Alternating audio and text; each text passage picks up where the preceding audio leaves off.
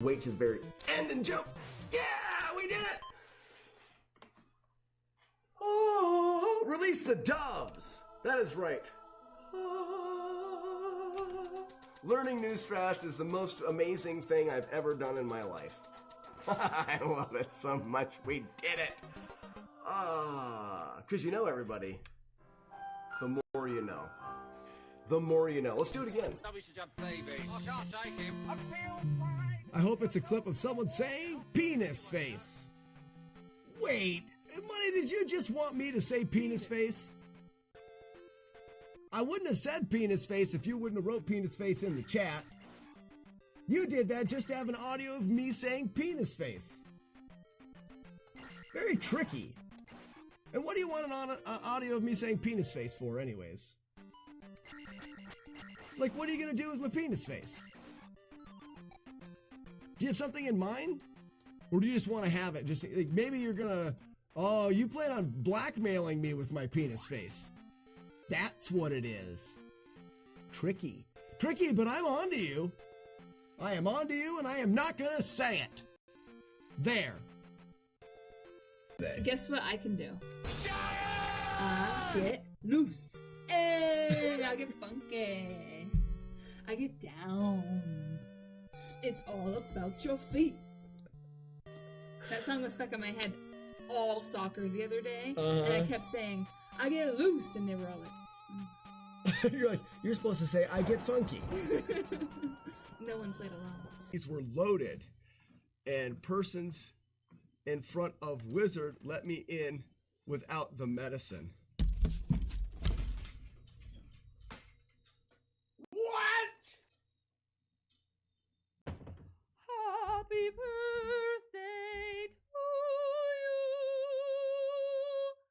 Happy birthday to you. Happy birthday, Betty. Happy birthday to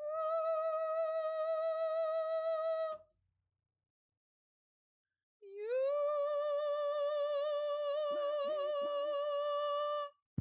Did it. That was for you, Matt D. Woo! Doo-doo-doo-doo. Good morning. Good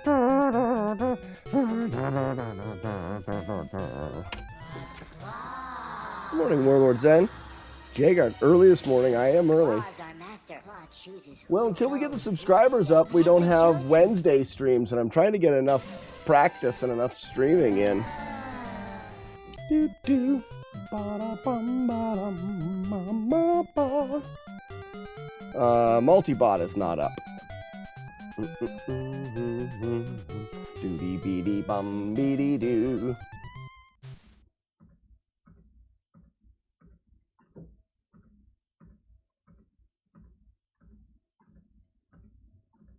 Yeah, that's good. There we are. No, Warlord's Zen, I just didn't have it on. First round Tyson, perfect.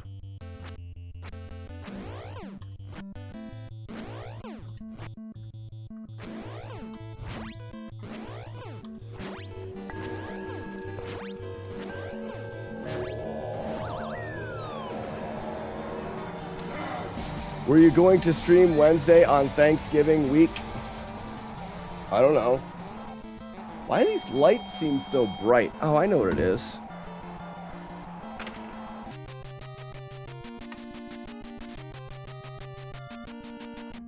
No backlight. That should help.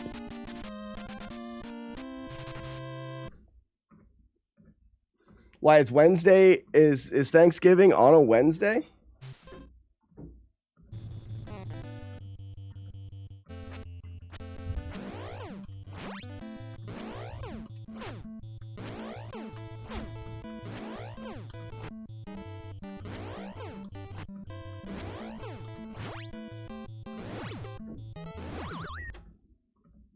Yeah, Wednesday this year.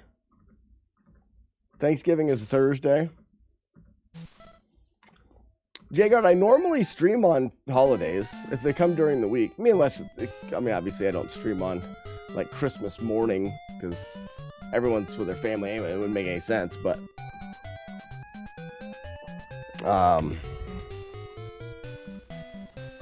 yeah, Jagard, I don't normally take many of the holidays off. Sometimes it's one of the chances that some people get a chance to come to the stream. You know, like Marlik Von Baron used to be around all the time, but Marlik got a new job. Sometimes it's the holidays and the days like that he has off of work that he actually gets to join the stream. So I do tend to still stream on holidays. So as far as Thanksgiving goes, I don't know for sure, but I'll probably now if we don't have subscriber count, then maybe I'll stream Wednesday instead of Thursday. It's flippity floppity them. That would make sense. Thanksgiving is always Thursday. I don't know these things. Holidays are dumb. How am I supposed to remember every holiday day? Am I a scientist?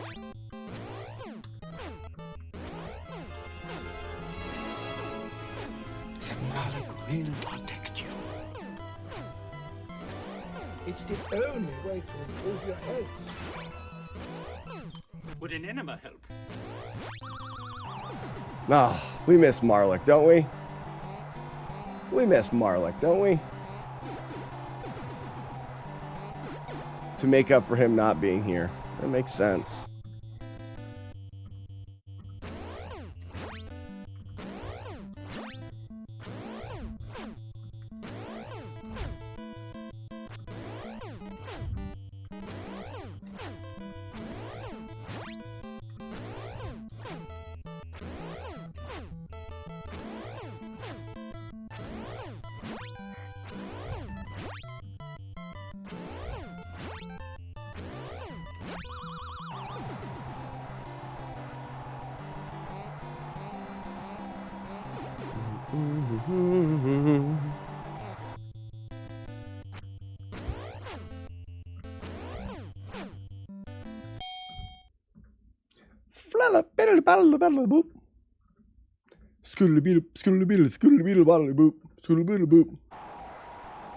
Marlik was before my time here, Jagard. I know.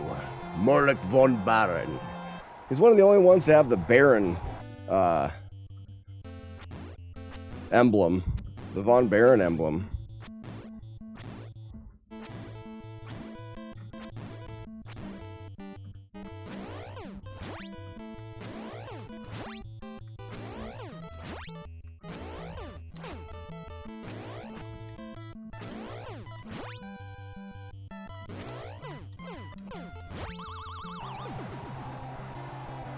Yeah, the bit badge. XP, good morning. J-Dirge, how's it going? 16 months pooping in while ignoring work. Ain't no bonus about it. Wiener stick. That is all. Yeah, sure smells good. That's all. Sure smells good, J-Dirge. Machete, good morning. Good morning, Machete. Look out, there's a lion behind you. Yeah, I'm trying to get away from it. No, yesterday someone came into the stream and said that they had a dream that I was mauled by a lion. So we put a lion up. Boo, bing, bong. Beady, beady, boo. And we'll ring, bong. Beady, smum, bum, bum. All right, let's just do a warm-up run. We knocked Tyson out like a loser.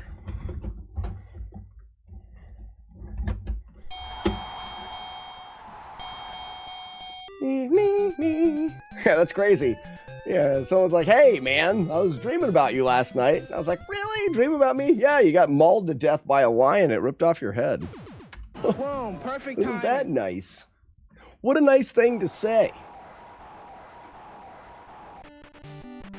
Still trying to figure out the badges and what they mean. They don't really mean anything. That's something you keep to yourself. Jagard, some of them are dumb. Like there's a little turtle we call the Spurn Farkle. That's from Rygar. J-Dirge has got wing boots from Faxanadu, wing booties. Some of them mean something, some of them don't.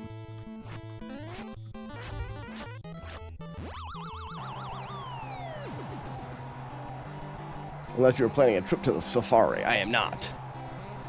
Retro Dismas, good morning, and thank you for the GL. Welcome. I hope you're having a fantastic morning and a lovely, if it's like me, cold cup of coffee. Win the day. Get up, you son of a bitch! Mickey loves you. 'Cause Mickey loves you.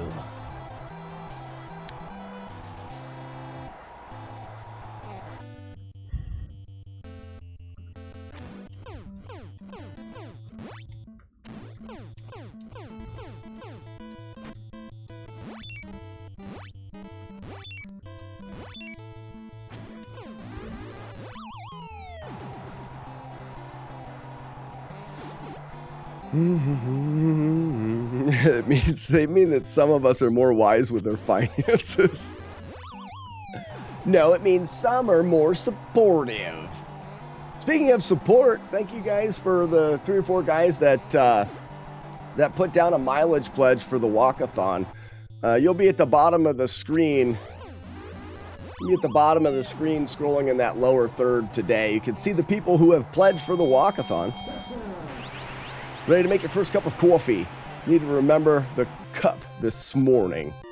Yeah, that helps. Without the cup, makes a mess. Hi there. How are you doing today? Gaming with Nino. Gaming with Nino. Hi, how are you? Welcome. Hey, you know something I don't have up? I don't have the chat up for YouTube. If you happen to join me from YouTube this morning and I didn't say anything, that's because I forgot to have YouTube chat up. So I'm sorry about that. Welcome. That's my bad. Boop. There is no bathroom! Do, do, do, do.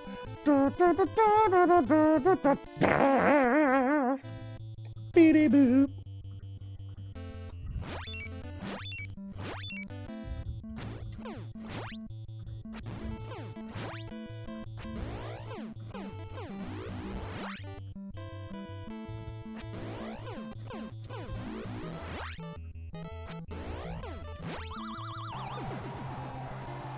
Cubby Cat, thank you for the GL. And Dante, welcome. K Broman, welcome. Well, fantastical people in here today. I'm supposed to knock him down. That's my bad. Now, hopefully he still goes into his punch. It's 58 seconds. I shouldn't have canceled it. He should go right in, right? Yep. Face. TKO. Touchdown, Navarre! Touchdown! Do do do do do, skibbity skibbity rom, skibbity boo. Whoops, not there. Wearing my pink suit, chasing the fat guy, riding on his bike. Will I ever catch him? No, no, no, no. Oh, the timer's done. Go out there and do it, Rock. I have a tiger. You understand? My bad, I messed the timer up. We should be, we just did that one. Now we're on Adam Sandler from Wish. This can't be the run anyways. We don't have the pink sweatshirt on. I'm walking on a treadmill. There's no way. If this becomes the run, then it is a sad day. Not really. I mean, I'll be pumped, but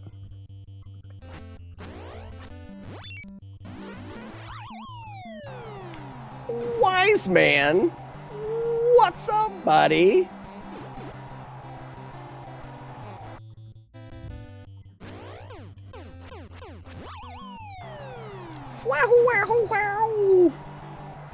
JSP, yeah, I'm on a treadmill.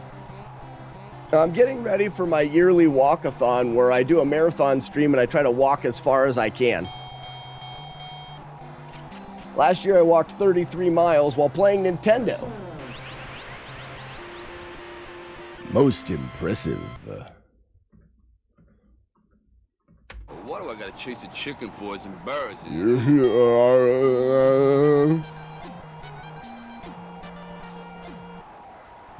Yeah, Dante, we're doing it again.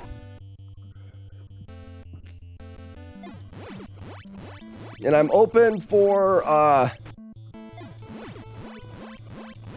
mileage pledges as well. The walkathon is a fundraiser for the stream. And the way that we raise money is you guys can pledge an amount per mile that you'll donate to the end of the walkathon. For example, $1 a mile, and I walk 20 miles, and you will donate $20 to the stream. It helps keep the lights on and the stream running. When did you add background scrolling effects? Romeo, I've had this from years ago. I do the back scroll when I'm doing the warm-up walking.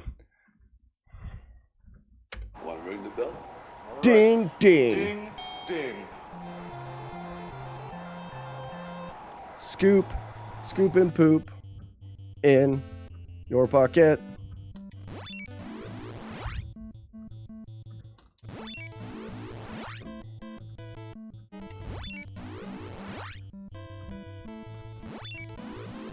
Morning Stampede! Why is it taking you so long?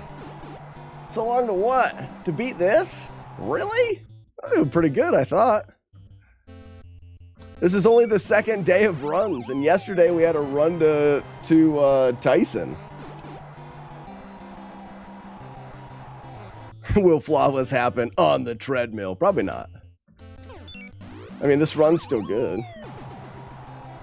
Just as the developers intended.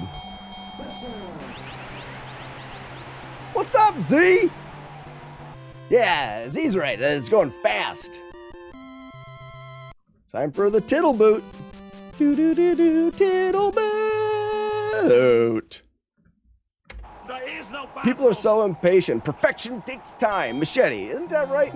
Well, yeah, it's funny because people are kind of impatient, and I kind of contribute that to one of the reasons why people end up cheating. If you've got an audience that likes watching you do something, but then for a long time, you don't do anything, you don't accomplish anything, people start leaving. And I can speak for that. We were like 7 months.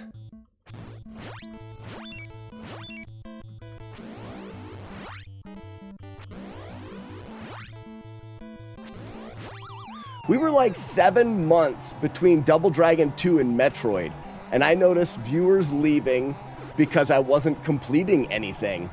It just happens.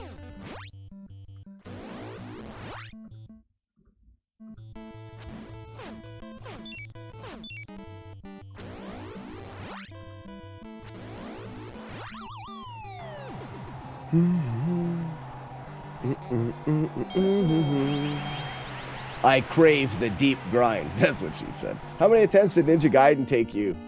It was, to tell you the truth, I don't remember anymore, but it was in the thousands. But it was also paired with my speed running of it. So Stampede, I did 90 days of speed running. So I learned the speed run and I practiced it for 90 days. Got down to like a 12:10. Actually, we got to like a 12:10 in like the first 30 or 40 days, and then I never was able to lower it after that. But so I worked the speed run for quite a long time before we started doing the damage list. But it's not like I started from nothing. The speed run helped tremendously, and that practice helped tremendously in getting the no damage run in Ninja Gaiden. So I pair them together. So there was still months and months. I mean, 6+ months and thousands of attempts. Yeah, J-Dirge, it took me a while, right? It took me a while to just realize you can face punch him. You've told me 100 times. Ding, ding. You told me 100 times.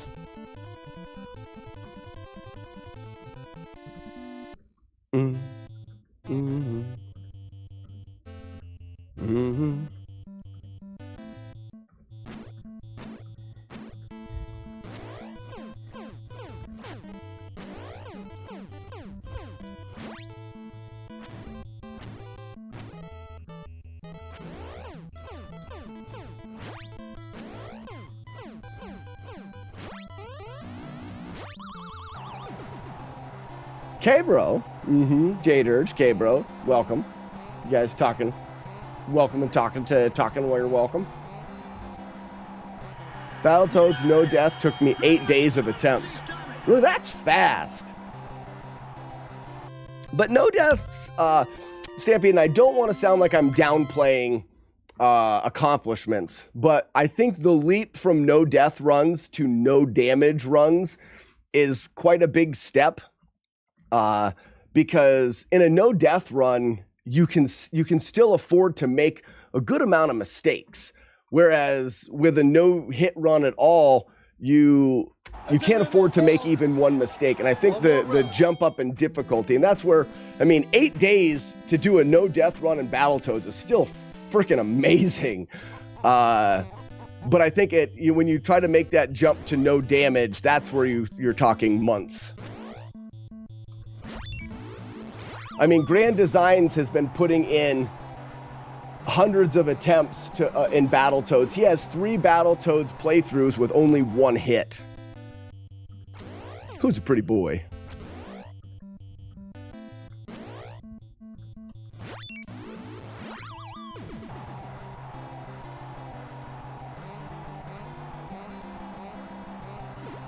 Machete says, the chasm between no death and no hit is like the Grand Canyon.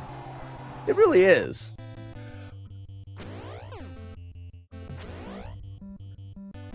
But that's not to downplay a no death run of a game, though. No death runs of games are still, I mean, you're talking about doing a game in a way that it was probably never intended to be able to be played without taking a single death.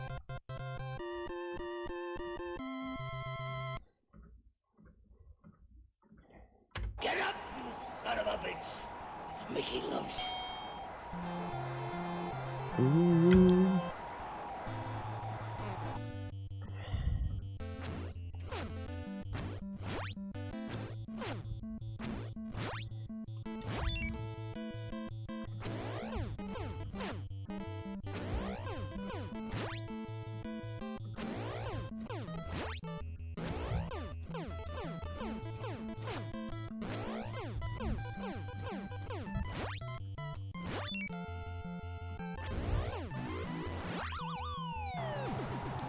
Wahoo, wahoo, wow! Here, when you finally beat CV1 a few weeks back. Jader, CV1 is such an iconic game, though. It's just really good.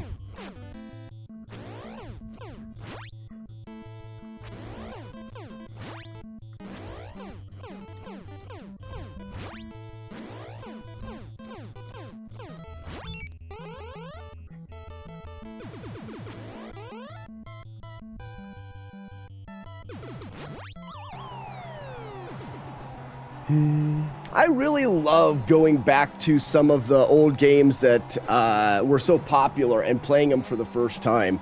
And that's one of the things that the Damageless Challenges has given me.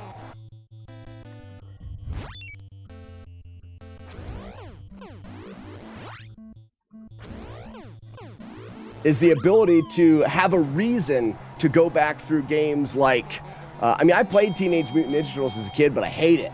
But I was able to go back through the whole game with that Flawless Challenge and learn all about the things that I missed as a kid. Ghosts and Goblins was another one. I never played CV3 as a kid. I played Castlevania 1 and I played Simon's Quest a lot, Castlevania 2. But I had never played Castlevania 3 until I did the no-hit run or the Flawless run.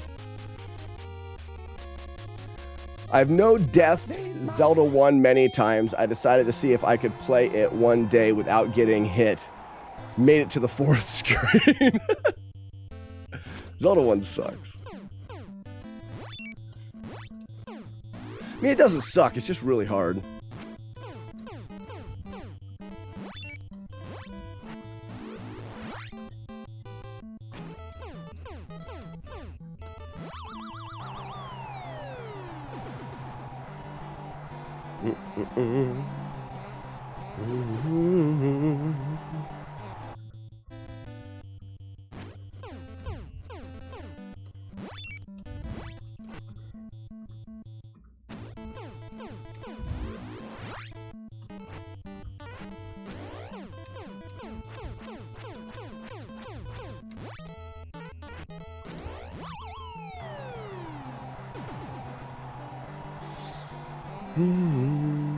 I did CV1, leather belt only. Grim Reaper was the hardest boss ever.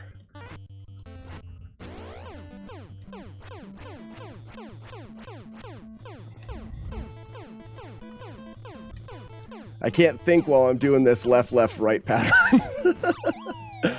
Yeah, death is I would say one of the hardest bosses in CV1 unless you have the holy water.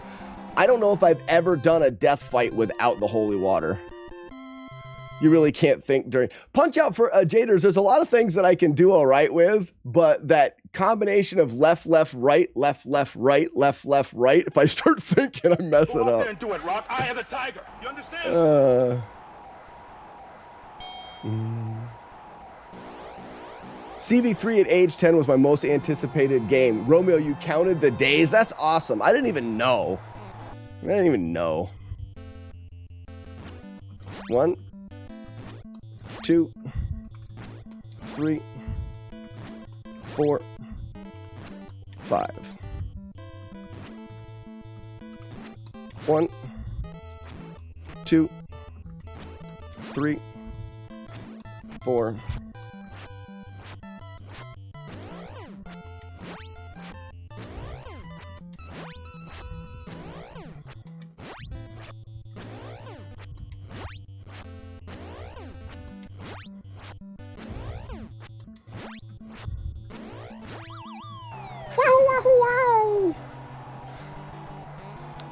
We live in rural Washington outside of Yelm and had to drive to Olympia half hour away to get one of the best days. That's awesome.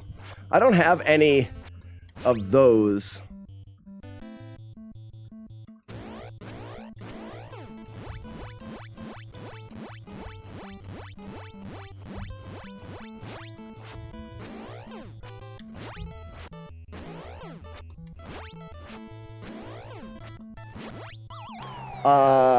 Of going to a store and getting a game. I don't remember ever buying a game in a store back on the retro consoles and stuff.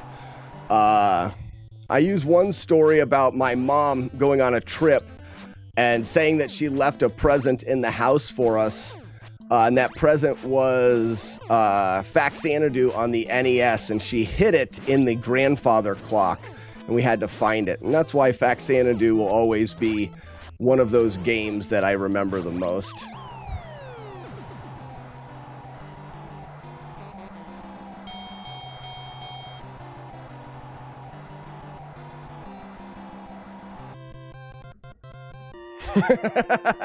Jagard, though I'm with you because I only played CV1 a little bit, and when playing CV2, I got to like, you have to kneel with the blue crystal. That was so vague that I never held down with the, was it blue crystal? By the lake thing, never got past that. And I'm like, F this game. So Jagard, I think you and I had a very similar experience. You're gonna eat lightning. And you're gonna trap thunder. Hey, nice tits, man. Oh, yeah.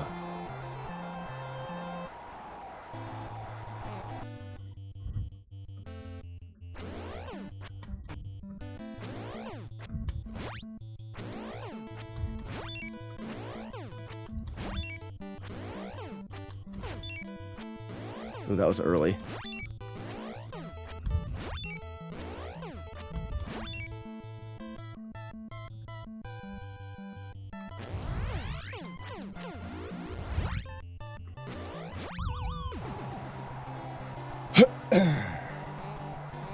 It was the boatman that threw you. I didn't get very far in the game.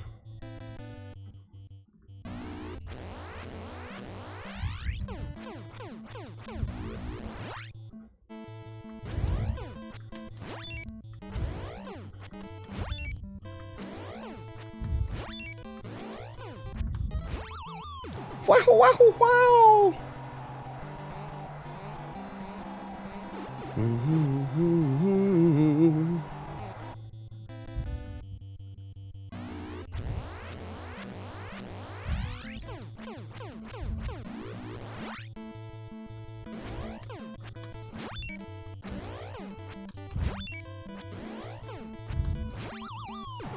We're to Tyson, guys, on the freaking treadmill. No way.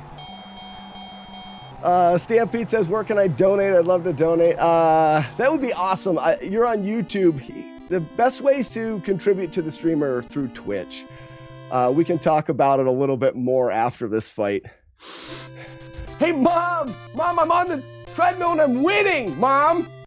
I'm in the paper! Mom! She doesn't care.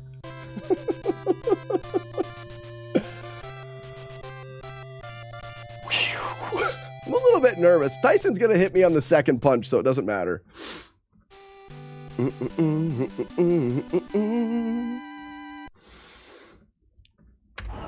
perfect time. Yeah, the Krug. The challenge with this is we're doing the entire game without getting hit once. Beating the game is different, but this is an extra special challenge.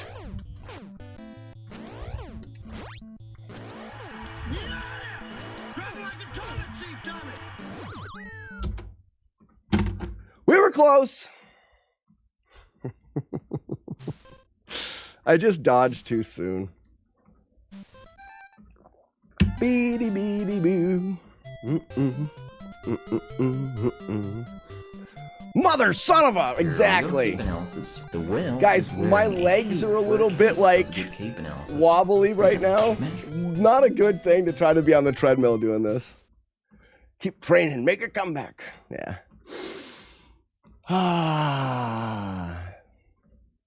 Yeah, this is our warm-up run on the treadmill.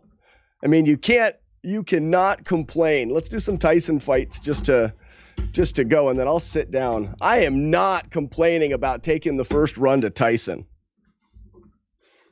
Not complaining at all. Actually, I think Tyson's still loaded up. Yeah, the Krug, it's quite the challenge. And Stampede, like I said, I don't know. I mean, the best thing that you can do is just subscribe and share the stuff on YouTube. You know, I've got that flawless playlist of games. On YouTube, there's a playlist that covers all of the games that I've beaten, perfectly. Machete, thank you so much for the GGs. And that's the best way that you can help me YouTube-wise, is just to tell everybody about it. Share it with people. If you are going to want to be monetarily supportive, which is great, most of that's on Twitch. I don't know on YouTube if there's a way to do something.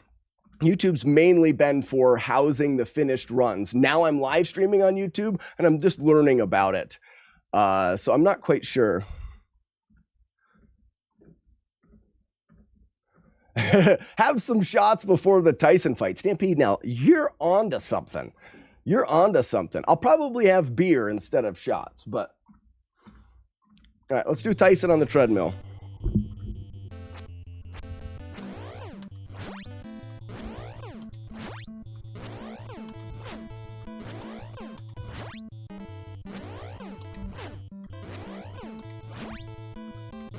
Yeah.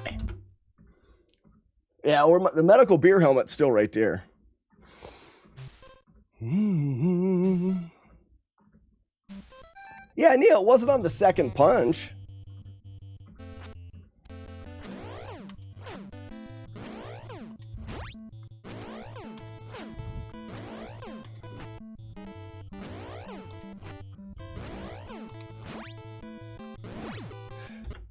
After the second left, I'm just getting caught. Maybe Punch Out with spiked punch between fights and rounds. What's been zero? You smart person. JS200 says, I try to relax my whole body with my thumb on my left button. Then when I see Tyson move at all, I literally twitch and hit left to dodge. That's how I've always done it. JS, there's something to be said for relaxing. I tend to overpress buttons. Glorious mofo. Matt D is at fault for the Tyson hit. Mule hi hi hi. Wow. Wow. Boops boot.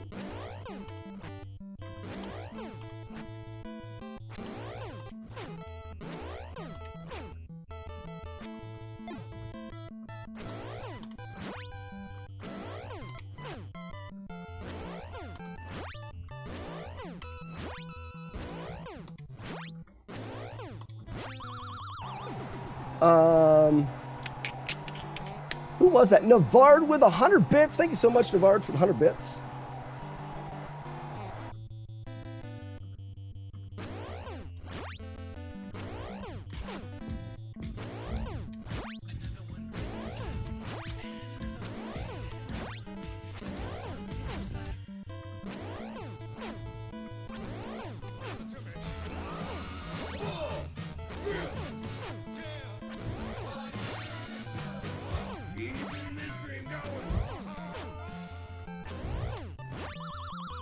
Thank you for the bits, everybody. There he is, ladies and gentlemen, Whiteout. Tyson can't be beat. You're wasting your time. Can't be beat. It's not possible. Piss! Whiteout, our first run of the day, we get to Tyson, no damage, and the warm-up on the treadmill, and my knees get weak, and I feel like I'm going to fall down. Told you. Got him. Here we go, cape analysis. I wasn't expecting the warm-up run to go that far. That wasn't it. This was 2 minutes ago. Romeo says, see how he flashes right before he punches? I understand. I understand. I did a Tyson tutorial on my channel on how to get through the first 90 seconds damageless, but it puts you into the pink. Yeah. Stampede, that's one of our rules. No pink. Why'd you quit after one hit? So JIA? PDX. We'll go PDX. PDX, my challenge is to beat the game from beginning to end without taking any hits, without blocking any punches, which is still like a hit, and then without your character losing all his hearts and turning pink. So the challenge is a no-hit perfect playthrough. So after I get hit once, we have to start over. Right now, I'm just practicing Tyson.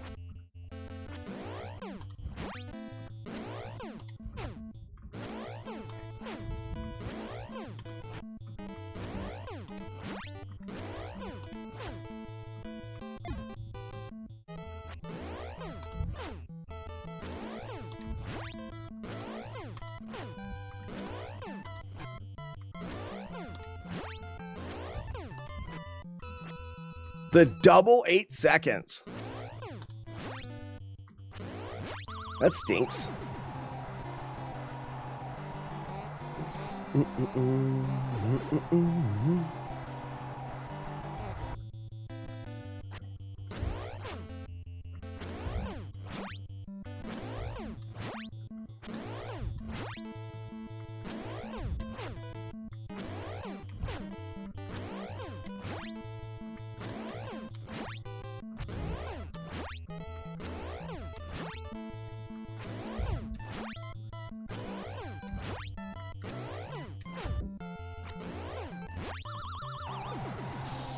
It's weird watching people struggle with Tyson. He's one of the easier fights. I can actually agree with that to a point with how the fight changes once you understand it. Once you understand it, it's different. But at the beginning, at face value, when you first get to Tyson, he's a nightmare. He's a nightmare. Go for the hooks. Whiteout, I'm going to work on him today. I need to get off this GD treadmill. I'm at 2 miles. Let me step up the speed a little bit. I'm going for 3 miles in the morning just as a wake up once we get to 3 miles, we'll shut the treadmill off. I'll sit down. I'm going to do some full runs, but what Whiteout is talking about is when you're fighting Tyson in the first 90 seconds, he's doing those lightning uppercuts. You can get extra damage by delaying your second shot and being frame perfect. Well, when he's doing the wink jab things, you can also get extra damage. And I never learned it, or I never learned the setup to it or whatever. So I'm going to work on that a little bit today.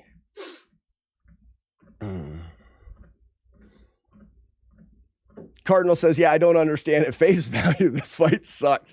So one of the things that I think makes Punch-Out such an amazing video game is when it came out, there was no other game like it, for one. And really, think about the games that have input timing like God of War. The button comes up on the screen and you got to hit a button. Very similar, not exactly, but there's a comparison can be made between that. And it was done so much earlier. It's just really unique when it was done. But then it starts you off with a boxer at the beginning that like gives you this gradual learning curve. So not only does it start you with an easy enough boxer that you can start to get the feel of it, it gradually takes you through the whole game. By the time you could get to Tyson, you were good at this game. And then, unlike so many games I've done before, these flawless challenges where you can take something that was hard when you were a kid and you could learn a way to make it simple. I have done that countless times with these games, taken something that was so ridiculously hard and found out something that was like a epiphany and made it easier. You can't do that with Tyson. Tyson can be made easier once you get better. That's really the only thing. Once you learn the fight and the timing and you get better, Tyson is easier. But there's no hidden trick, which so many games have hidden tricks for the difficult stuff. And that's what I think makes Mike Tyson's Punch-Out such a great game overall. Oh, I almost stepped off the treadmill. Shit. I've fallen off of this treadmill one time. I won't do it again. How do you keep going straight to Tyson? So when I do the... Loving this insight. Cardinal, thank you so much for the 4 months. When I do the actual playthroughs, I am playing on the original cart with a front-loading NES and on a CRT TV. I geek out over nostalgia, so I do that. But when I'm playing for practice to save on time, Gravy, I use what they call an EverDrive or a ROM cart. It's got a little SD card that you can load ROMs on, and it allows me to actually put this cart into my original NES, and I can use ROMs and save states with that cart. Allows me to focus practice on different parts of the game.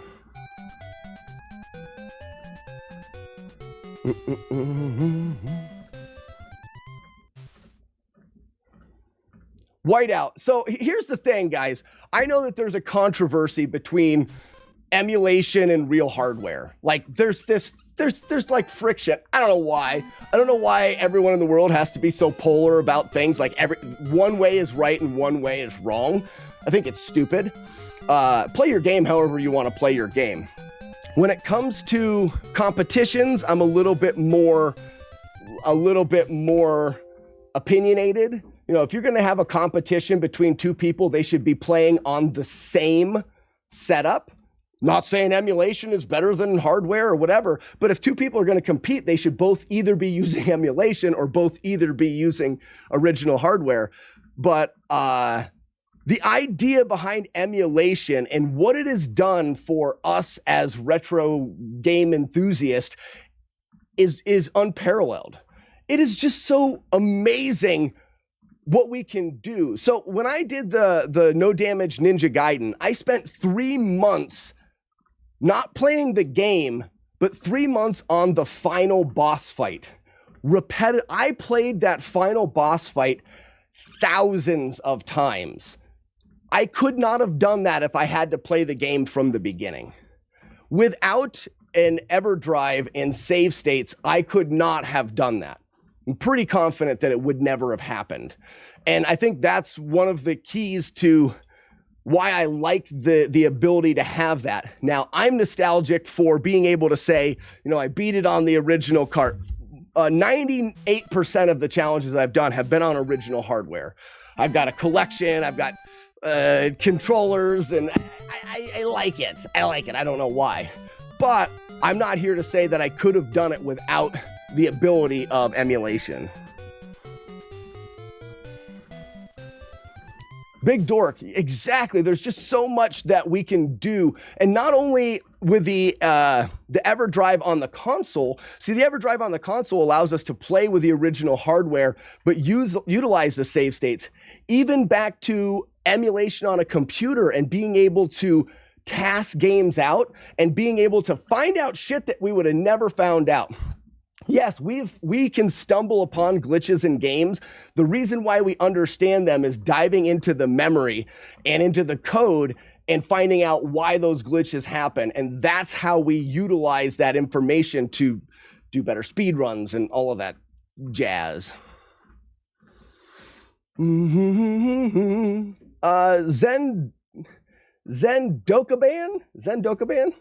thank you so much for the GL. Have a great day. What am I doing? All right, I gotta fight this doofus.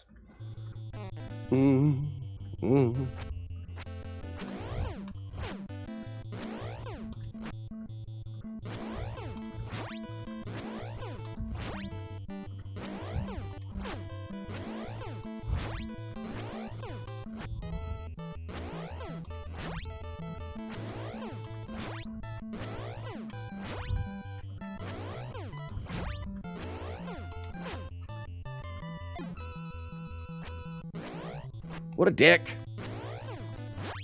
He caught me.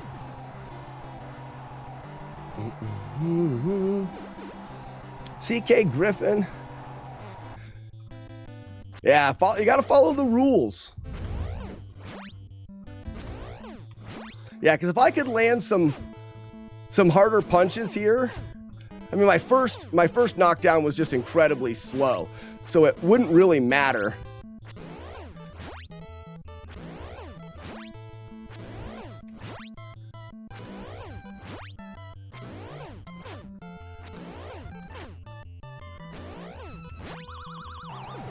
I'll get the one big hit in.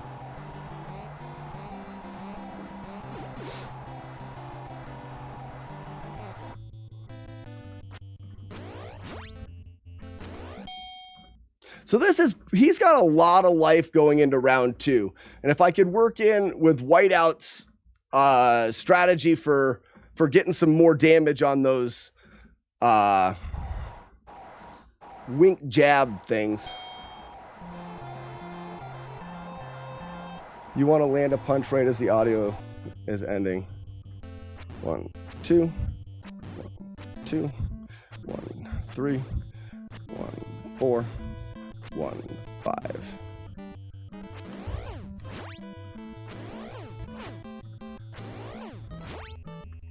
Ah, dickhead.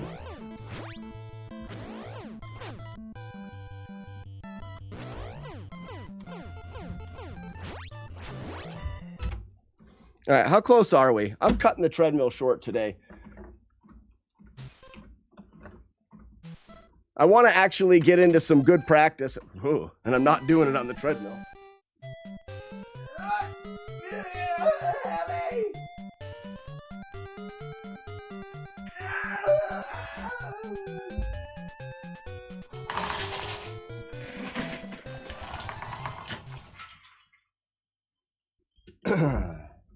Hey, chat, come on down. All right. So, boop. We'll bring these back down. Do a little bit of adjusting there. How we on this side? That's good. Lion's still behind me. Stupid idiot lion being a jerk. Very good. Casey, streaming, working out, and playing games. Hell yeah. Hell yeah. So before we get started, let me let everyone know. Mechanic Mike, how we doing? Next is the coffee. Sir, are you classified as human? Raspinall, good morning, bud. I am a meat popsicle. Sorry if I missed anybody coming in. It's hard for me to focus, play games, and walk on a treadmill. What can I say? I'm not talented enough. That buffer that you do at the start, pay attention to when Max Sure smells good. Fist lands, since that tells you what the timing is. Ah. I can see that. KC Griffin, thank you for the follow. You have the sound of him punching and the sound of you. Okay, I'll have to. We'll get into that. I'm not going to work on it right now. I want to get started and then maybe do another run. Remember, we've got 5 more hours. Start the timer.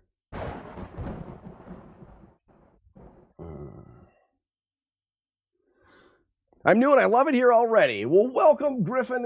I've been doing this stream on Twitch for almost 5 years now. We exclusively play old retro games. We do some speed running stuff. Get over here, Jack. We do some speed running stuff, but lately, the last 2 or 3 years, we've really dove into flawless challenges where we try to take old, hard Nintendo games and find ways of beating them perfectly. And right now we're working on Mike Tyson's Punchout. Griffin, if you type Slackinator into YouTube, you'll find the YouTube channel that houses all of our completed challenges. There is a playlist called FlawlessNES, and it has a list of all the games that we have done to this point. Plus there's my speedrunning PBs and stuff like that.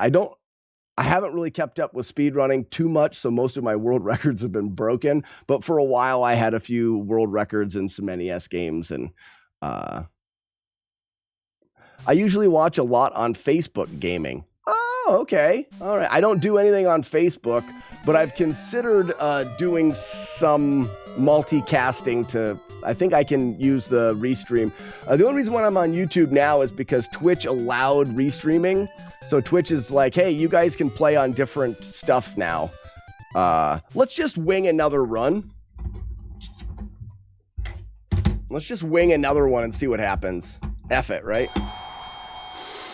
Boo, boo, boo. Thank you, Warlord Zen, for dropping the YouTube link there. What do you do for work? So interestingly, my profession was a metal machinist. So I ran turret lathes. I did that for about 10 years. And then my wife and I did a through hike of the Appalachian Trail. My job wouldn't allow me to have the time off, so I quit. And then while I was on the trail, we spent 5 months hiking up and down up the East Coast. And I vowed to never work in a shop again. When we got back, I have worked a ton of odd jobs, but the main thing that I focused on, my wife and I, was how we could work from home and how we could not need as much money so that we could spend time raising our kids and not spend time working the 9 to 5. So right now, my wife edits medical documents from her bed in her pajamas most days. I've got a small woodworking business where I make replica hiking signs, and I stream on Twitch. In a sense, I'm living the dream. My main source of income is Twitch. Damn the kids, bro. It's all about them dollars. Yeah, it was my life in the last 5 years is a freaking weird thing. Let's start a run. If you'd have told me 5 years ago I'd be playing Nintendo as my main source of income, I would have told you were full of shit. And it kind of happened. But I contribute the main reason why it's able to work. I don't make very much money on live streaming or content creation, any of that kind of stuff. But I make enough because we've found as many ways as we could to not need it. We live in a very rural area where the cost of living is extremely low.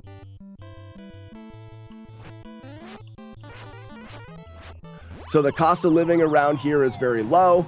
And I bought a house when I was 21. And I worked at the steel shop. I made a lot of money, good money, and I was able to pay the house off. That's huge. We don't have a mortgage.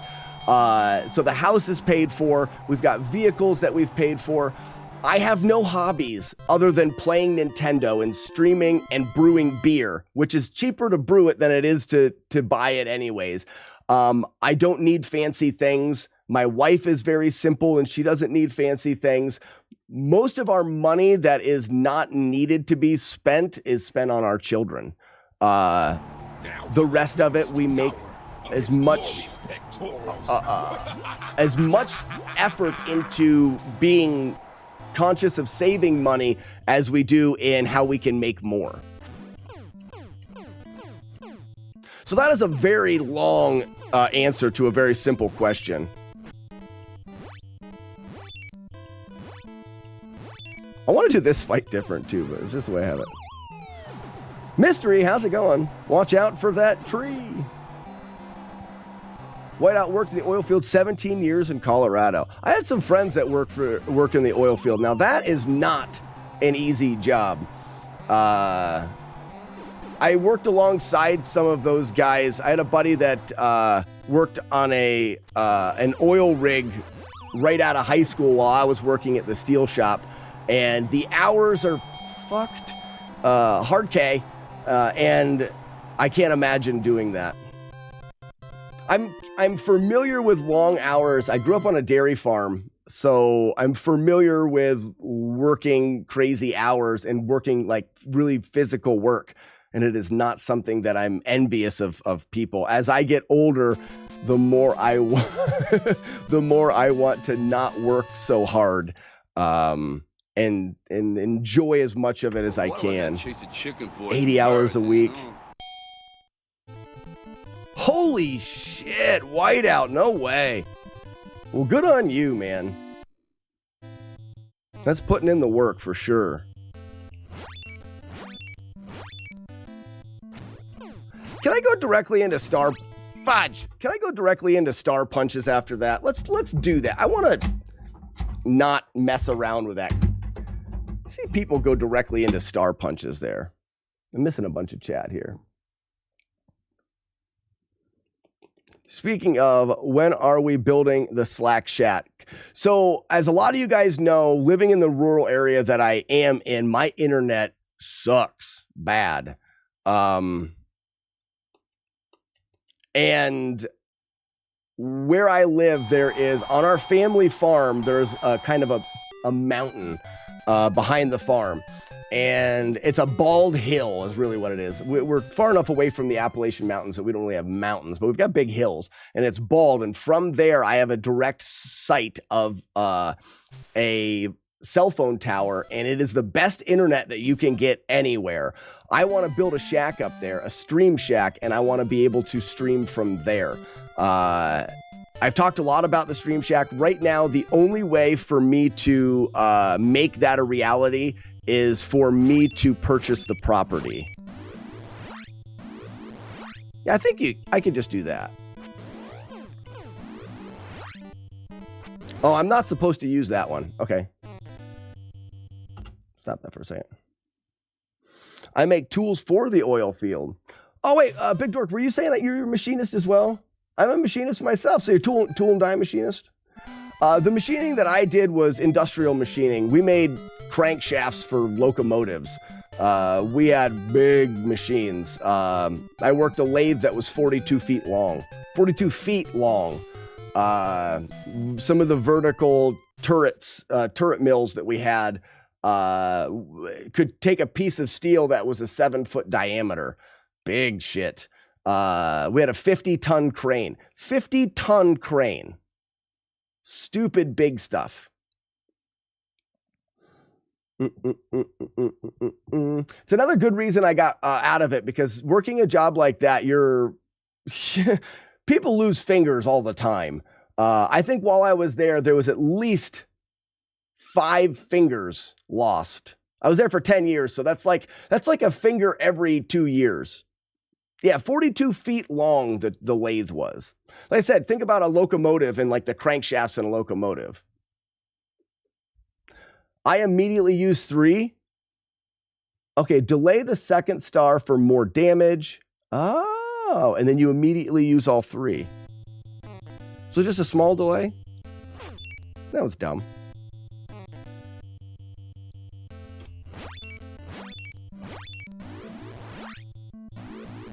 Ooh, I delayed it too much, maybe. Half a finger per year. I used to operate a 150-ton...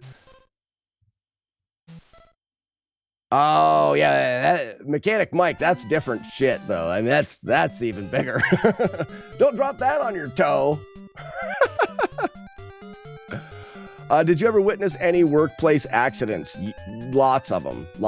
I had a maintenance man, when he cut his finger off, he says, oh, I smashed my finger, and he picked his hand up like this, and we're like, no, and he didn't smash it, and there it was on the ground. He says, that fucker was too long anyways.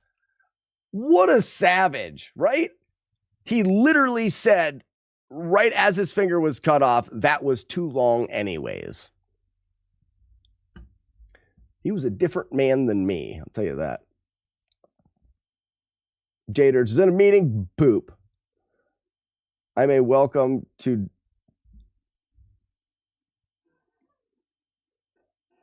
Super Joe, a machinist, a die machinist, like tool and die. The worst accident that I saw, sorry guys, I'm missing so much chat. The worst accident that I saw, so the vertical turret lays, the boring mills, are really quite dangerous because the piece spins in front of you vertically, and the chuck that holds the piece in is about waist high. And when you're putting certain finishes on parts, a lot of times you'll back drag a finish on a part that will not cut off a lot of steel in like the form of a chip, like a steel chip, but will cut off steel in strings. So like razor sharp steel strings. And what they can do is they can get caught up in the chuck and they'll spin in circles. And that chuck is just spinning around razor blades. It's stupid. There's a lot of safety guards and stuff in place, but some of the pieces that we had to make, you had to get in close and stuff. Either way, it was a younger kid. I think he was like 19 or 20, had just started. And a stringer came out, wrapped around his leg, and then got caught in the chuck and just got pulled tight. And basically it was upper thigh right under his butt cheek, but it had just taken that razor blade and pulled it straight into the bone. And that's all I'll talk about that. That's probably the worst one. Lifter, a red one, forgot what I called. Whoa. Worst accident I saw was a big container lifter, a red one, forgot what it was called. The guy flipped. Oh, the whole thing upside down. Like got it too much weight one way and just tipped the whole thing over. Yeah, big dork. Stringers are they're razor strings. Yeah, Rhaegar or Jaegard, but you can imagine no resistance. Like it just Yells, what's up, Dennis? Did he live? Yes. But to the hospital, it was like 8 layers of stitches. Like they had to, 8's exaggeration, but they had to like stitch multiple layers because it went all the way to his bone. But my good. Plan B, burrow an underground path from your basement to that hill. Set up a stream shack underground. I've talked about the stream bunker, Yells. I've thought about it. So the only thing visible on the top of the hill is an antenna for signal. Smart. I've talked about doing the stream bunker. The reason why, show of Zoltans in the Twitch chat. Has anyone tried to work with family in any kind of a business way? Huh? Sucks. It's terrible. There is just no great way to go about it. The land is on our family farm. Family farm sits on 150 acres or something like that, roughly. There is a farm, and then there is fields, And then for our grain facility. Holy cow, I got a raid and I missed it. Lynn, thank you for the raid. Welcome in, everybody. Sorry, I'm on just yapping. But there's a grain farm.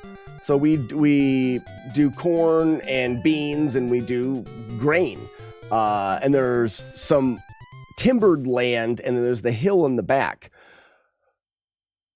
Some of my brothers still work with my dad on the farm. I don't work with my dad on the farm, but I know that my dad's getting older and I don't want to see the farm be sold. So I would like to buy not the grain farm, not any of the tillable land, but the woods for timber, and which would include that hill. And if I could buy that, then I would build on top of that hill and we would do the Stream Shack and stuff. But I'm not going to invest a bunch of money trying to put a Stream Shack on top of that hill and have things not work out with family and have it sold and there's nothing I can do about it. So I can't invest that much time and money into something that I don't own. And right now we're at a standstill. Ugh.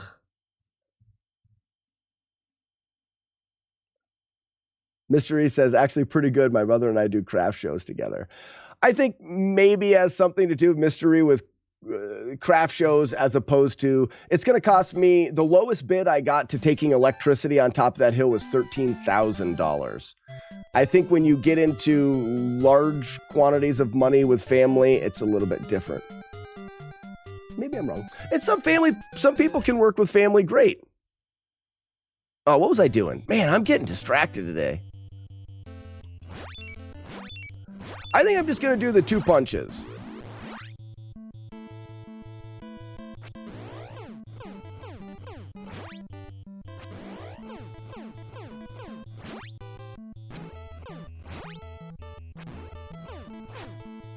That's slower.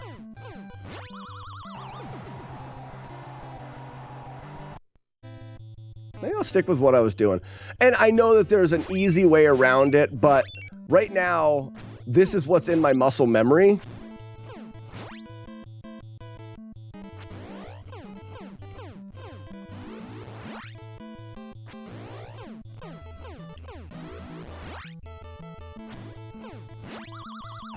Yeah, I'm just going to stick with what's in my muscle memory for now. There's no sense in changing it. I would only be changing it to save seconds. And at this point in time, we had a run to Tyson yesterday. We had a run to Tyson on the treadmill this morning. Tyson is the only thing that I need to practice right now.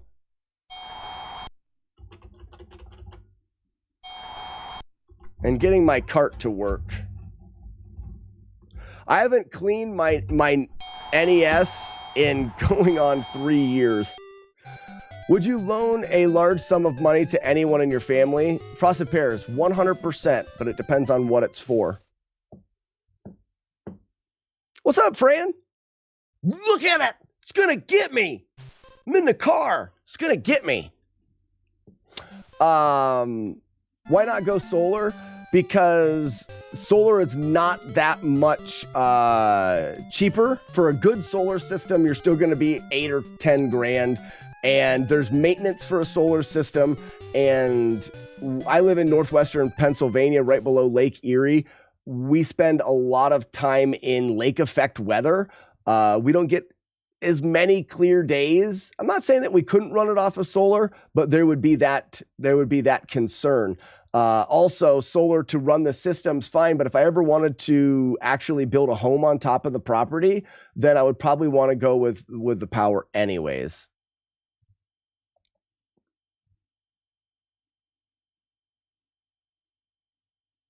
And it's enough power for stuff.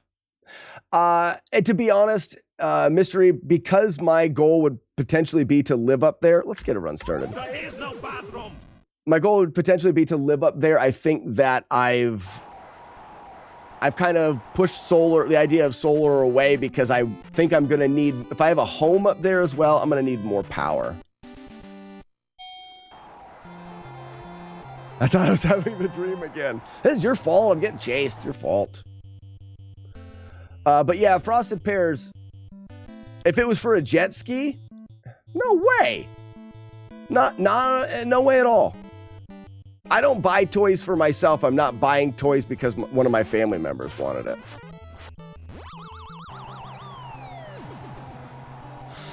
I have a deep love for my family.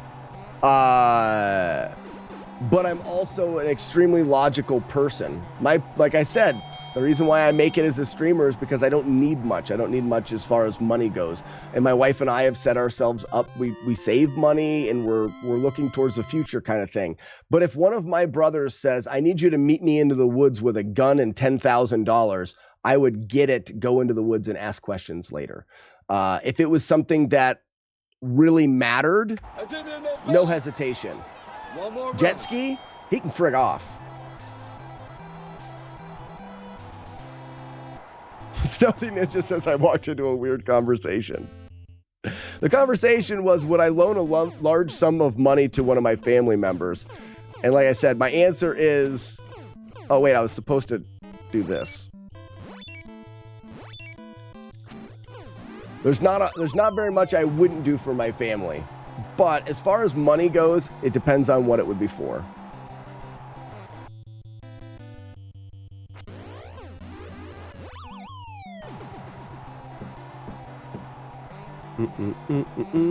Today's daily Would You Rather question is, would you rather steal 10 child Christmas presents, that sounds weird, or 1 adult Christmas present?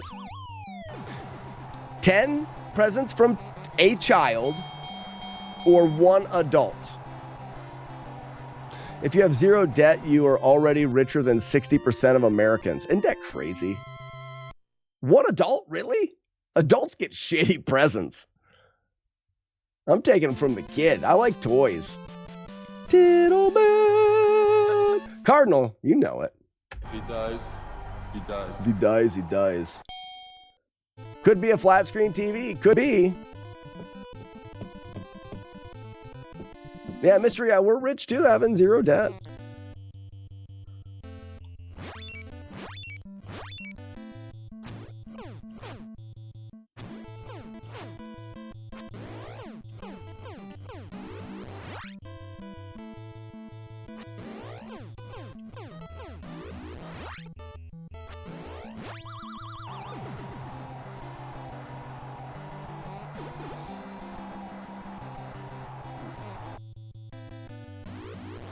Russell, thank you so much for the controller. And Mystery, yeah, controller and a like in there too. Thank you, guys.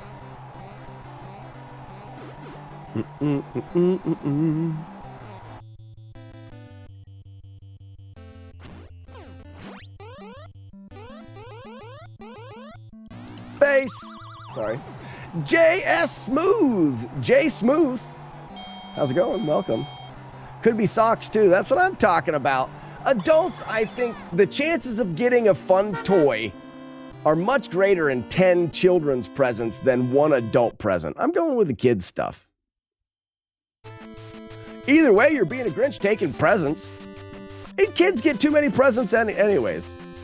Do you have DuckTales? I have DuckTales.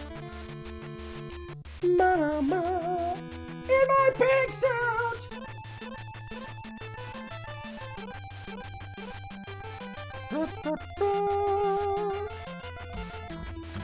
I don't know why I felt the need to get it.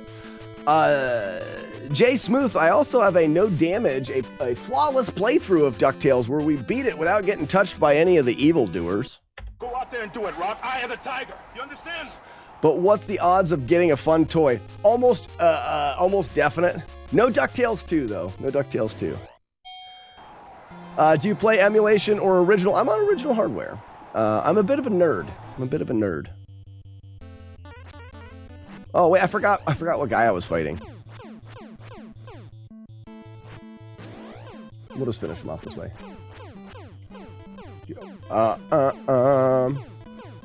Randy Retro, B-Wings, please. B-Wings? Is that a game? Not familiar.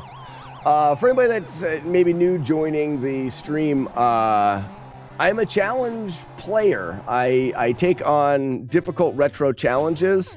Mainly, we call it the FlawlessNES project. We're trying to beat as many games on the NES, the NES, flawlessly or perfect. No damage, no hits, no mistakes. So right now we're currently in a grind for Punch-Out. I don't tend to jump around on video games. I tend to pick a challenge and focus on it. So I'm not someone that plays a bunch of different games. I do over time, but sometimes the challenges... Give me 1 second, everybody. I forgot. I've got someone coming this morning. I'll be right back. Forgot all about it.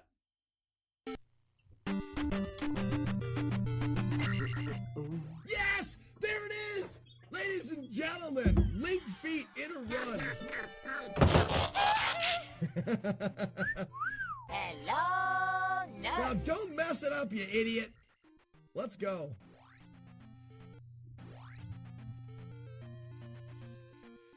I don't remember the rest of the... Oh, stupid! Rest of the things. And Tommy Boy said something like, whoa, you're really getting those second stage moon kicks. And from that day on, for like 2 or 3 days straight, like I could not get them anymore. So I told him he jinxed me and that he was banned from the channel. And that's why we have a VHS tape. Can we get it first try? Yeah, we did.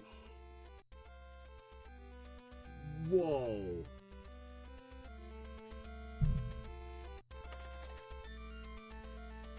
That was awesome. Guys, there's 60 VHS tapes and they're all completely random.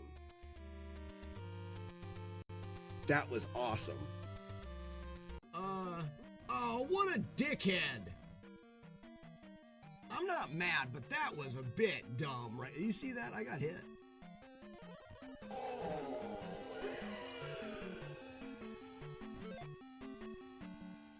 Whoa.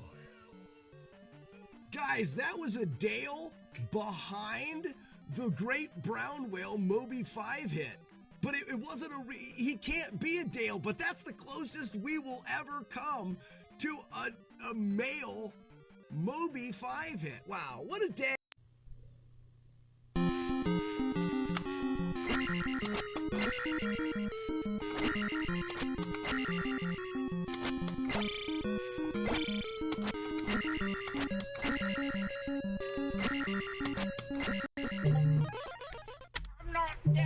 Out, but not before doing some damage.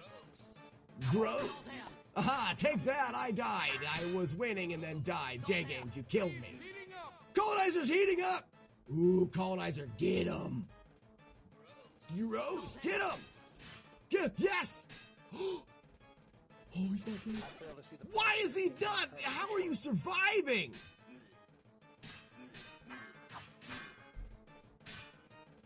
I've watched Colonizer take like 7 hits. I fail to see the problem with everything being covered. I can't bear to watch. The problem with everything being covered in chili. I can't watch. How are you winning and surviving so much? What is going on? He wins! This is the commands list. You ready? Why don't I go from here?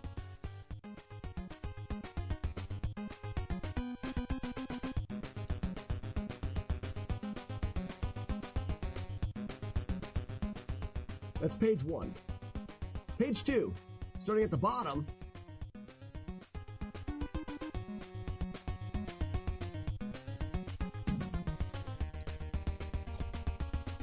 Clip it! Look at those hot moves. How did I throw that star over the head of the mumsy?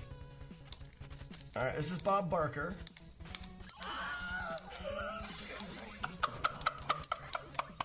Oh, yes! That was the greatest thing in the entire world. Oh, the scream was perfect. Who was it? It was Hit the Bricks. Had to have been. I'm guaranteeing it right now. It was Hit the Bricks. Cheat?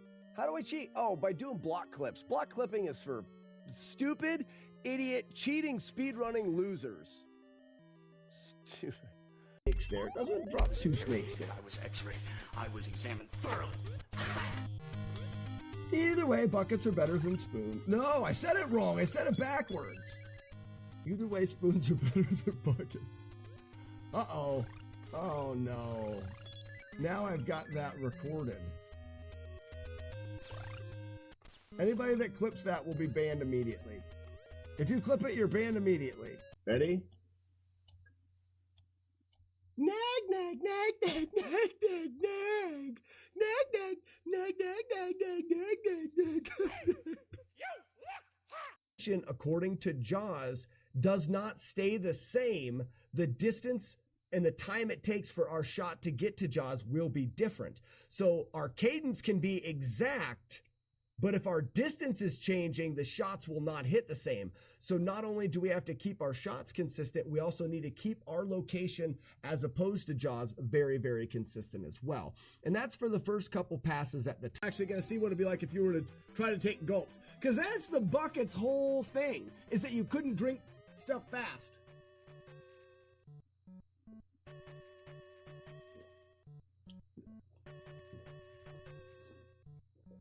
Nope, gulp away.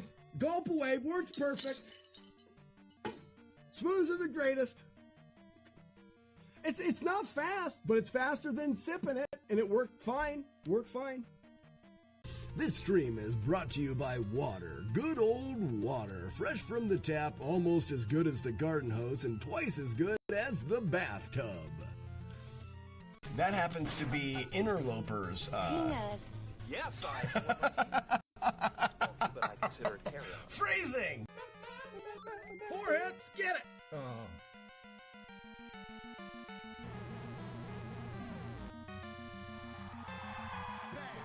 Ladies and gentlemen, we did it! Release the... No, we didn't! It's not over! There's another one! I counted wrong! Oh no! Don't get hit and be the worst thing in the world! Ladies and gentlemen, we really did it this time! Release the dubs again! Get in there, Radish, and I'll be right in. Ladies and gentlemen, that is Mario Brothers 2 on the NES, beaten without any damage. We beat Matt D there, but I almost ripped it out of stupidity. Oh... You gotta hit them 6 times? It is over for the buckets. They suck. Oh no! Spin, wing. You boost me up so I can jump off street signs. Ouch. Can you imagine if you did get that whole, like, Hacksaw Jim Duggan baseball bat to the butthole? That would really hurt, especially if you jumped off of a building and landed on it.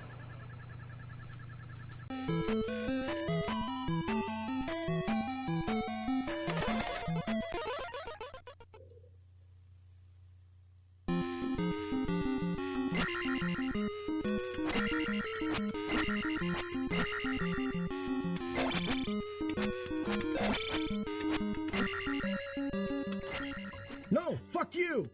Fuck you! No! Okay, sorry about that. Oh, no! I have a guy coming to pump our septic tank, which that actually wasn't him. That's who I expected it to be. This is a contractor that's finishing up some work on the house, so had to take care of that. I will have to step away again when the guy comes for the septic tank, but sorry. Always puts a smile on her. It's a mean thing to say. That's a mean thing to say. Jerk. Jerkhead. Septic tank %. Let's go. You're gonna eat lightning, and you're gonna crap thunder. So crap and thunder is gonna do terrible for your septic tank.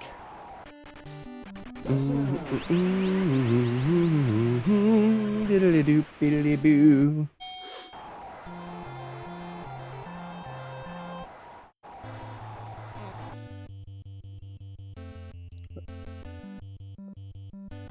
If you had to deal with other people's shit, it's Twitch streamer. Romeo, Twitch streamer for sure.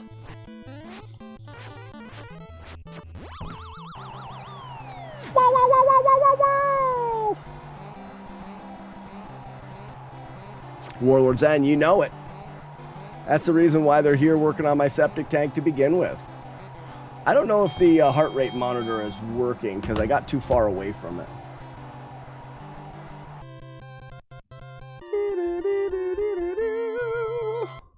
Boom, perfect timing. Boom, perfect timing.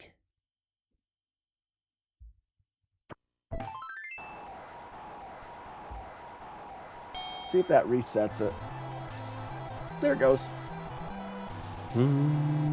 Scoot, scooty boop.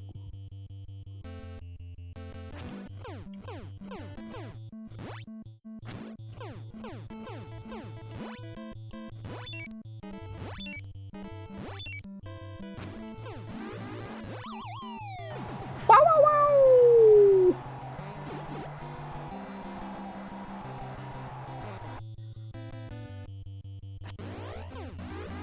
If the septic tank breaks, you'll have to poop in a bucket. That'd be terrible, Jagart. That'd be an awful thing.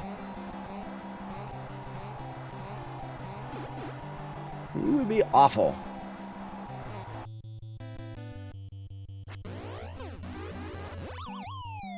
Wow, wow, wow. Derp, derp, derp.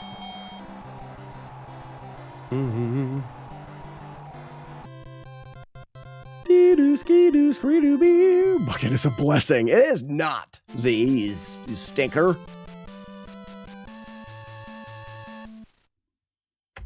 Now you will witness the power of his glorious pectorals. Try pooping into a spoon. Yeah, try digging a hole with a bucket.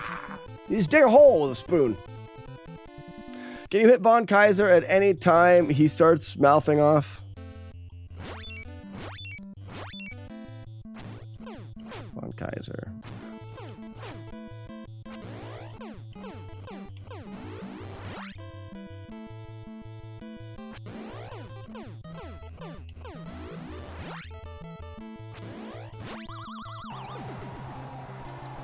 Can you hit Von Kaiser at any time he starts mouthing off, or is the timing tighter than that? Chelnob, the timing is not tight at all. Not tight at all. Von Kaiser, that first one, you dodge and hit him, and then a star takes him down.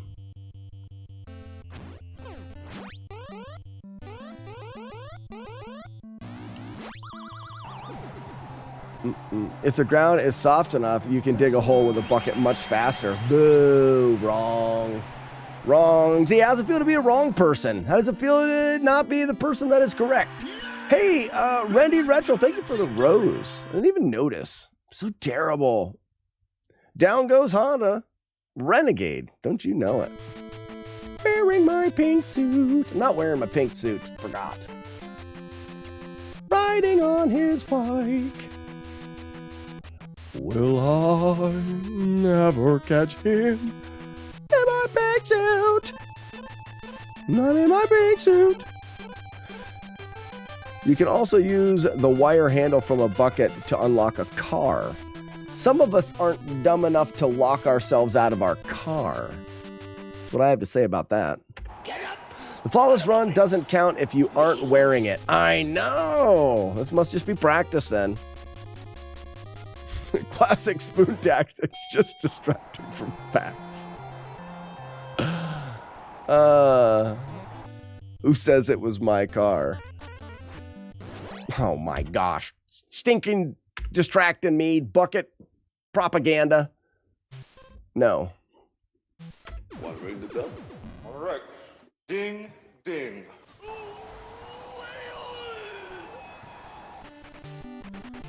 Look at all these bucket-loving weirdos. Gross. Really.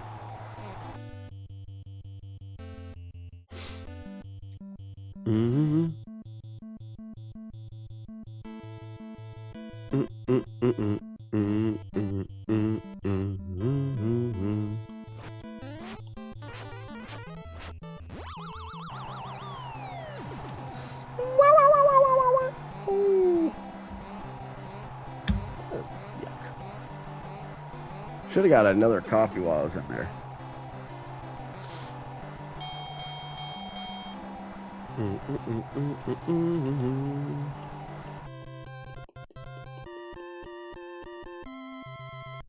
He does. He does. What causes Joe to stay down? I hit him at that point too, and he gets up. Renegade, it's frame perfect. You can't just hit him at any point.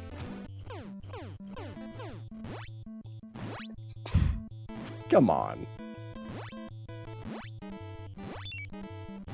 Yeah. So, Renegade, what I'm doing at the beginning here is I'm setting up a perfect scenario to punch Glass Joe on the right frame. I use buffered inputs. When the clock is at 38, I'm going to punch twice high with the left hand and twice low with the left hand. And then I'm going to wait for him to go, Mar, Mar. If he only does it twice, I'm going to follow with a right hook. If he does it 4 times, I'm going to follow with 2 lefts. And then I know that I'll be hitting him on the right frame. So ready? It is 1, 2, 1, 2, 3, 4. He went Mar, Mar, Mar, Mar. He went 4 times. So I followed the 2 up. Oh, I did it wrong. So the idea is you have to buffer your inputs. So he probably got up because I was trying to explain it and I wasn't actually buffering. While you're punching, you hold the button for the next punch. That means your punches are taking the exact same amount of time. There is no bathroom. Glass Joe reset. I haven't done that ever. I played with it, and you can always follow with right punch. Then if he walks up, you hit him. But if he doesn't, the next left punch still works.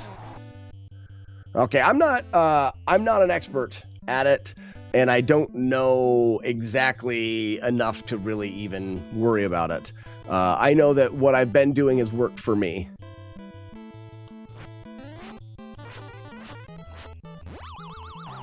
So Mar, Mar, Mar, Mar is 2 more gut punches. If he just goes Mar, Mar, then you follow with a right punch. Just 1. But you'll notice, Renegade, that last time he got up, it's because I wasn't hitting him on that right frame. Being frame perfect would be terrible to try to do. But the fact that we can buffer inputs makes it possible. Evil Jim, thank you so much.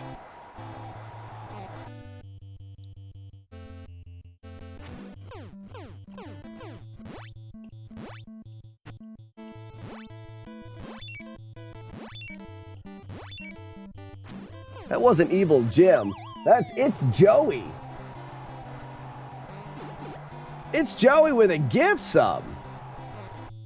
It's Joey. Thank you so much for the gift sub. That's going to add to our sub count. If we can get our sub count up, we're going to get Wednesdays back. I'm very excited to be streaming on Wednesdays again.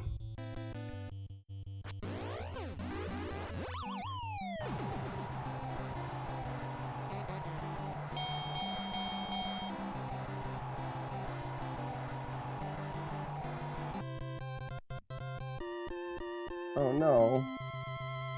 Don't do that. Stop what you're doing.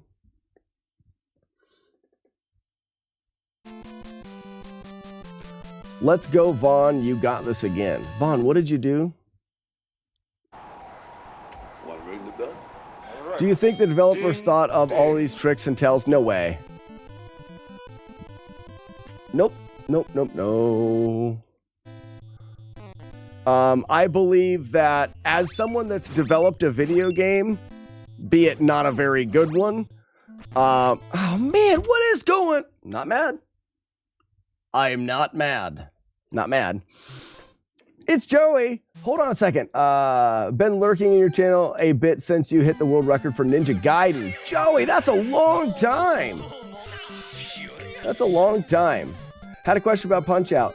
Maybe you know the answer. Let us know. If I don't know, there's a lot of smarter people than me that do know. Have you ever heard of anyone hitting a perfect frame Mike Tyson KO him in the first round? Joey, yes, I have actually done that. It's not a perfect frame. Essentially, what we do, Joey, is when you're fighting Mike Tyson, in the first 90 seconds, he's doing lightning uppercuts.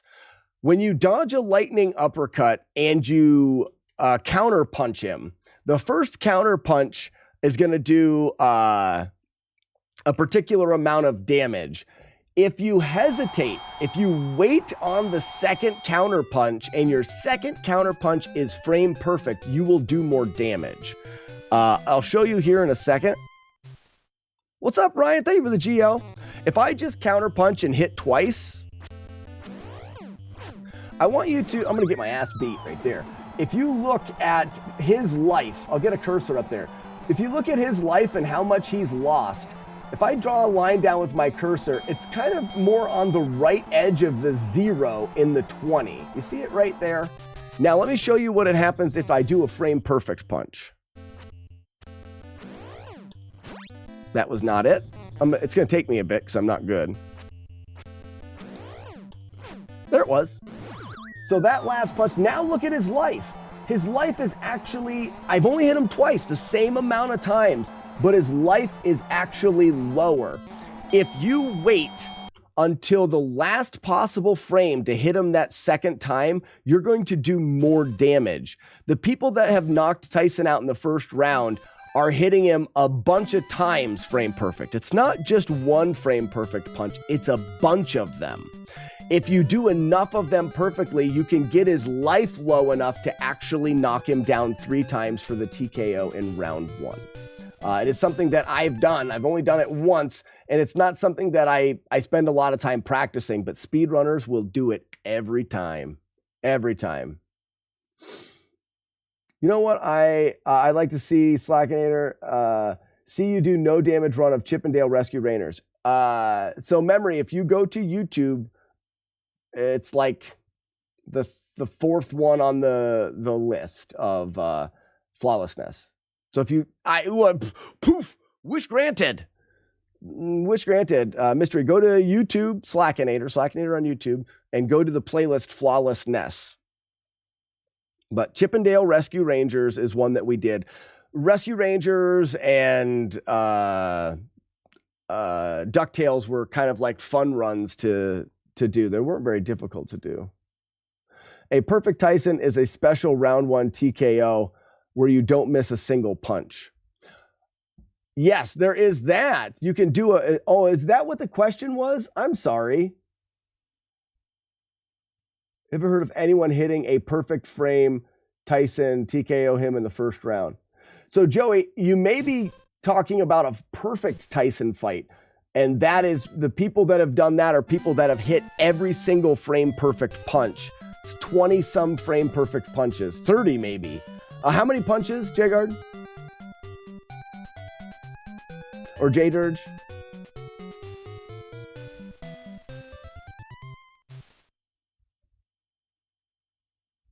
Oh, right there. There are at least 23 folks who have hit all 22 frame perfect punches on Tyson.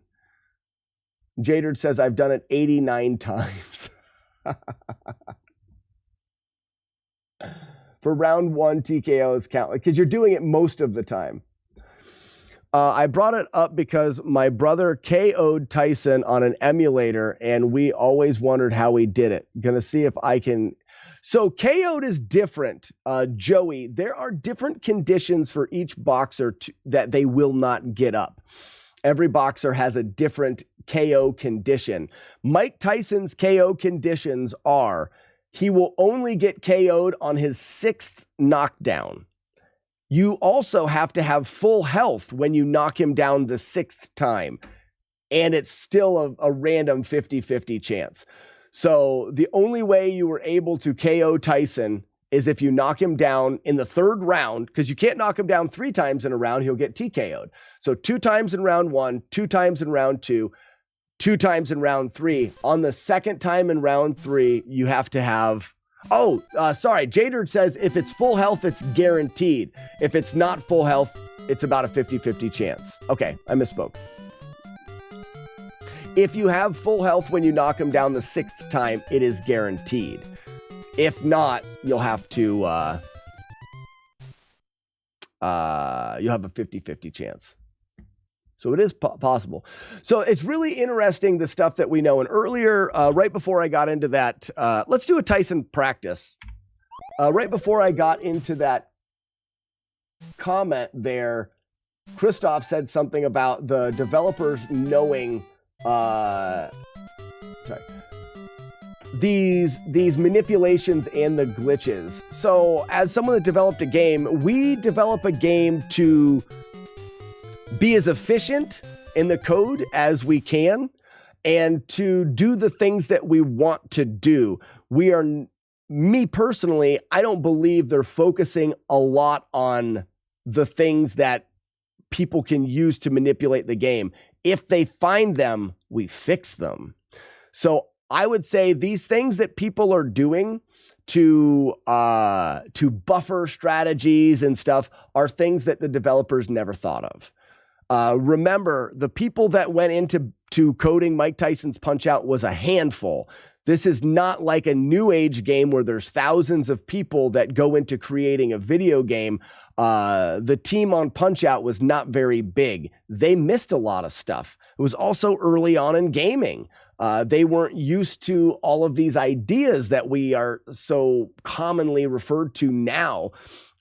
They wanted the game to feel random, so they used some ways of creating randomness. But as far as them knowing about these, I believe if they knew about them, they potentially would have tried to fix them.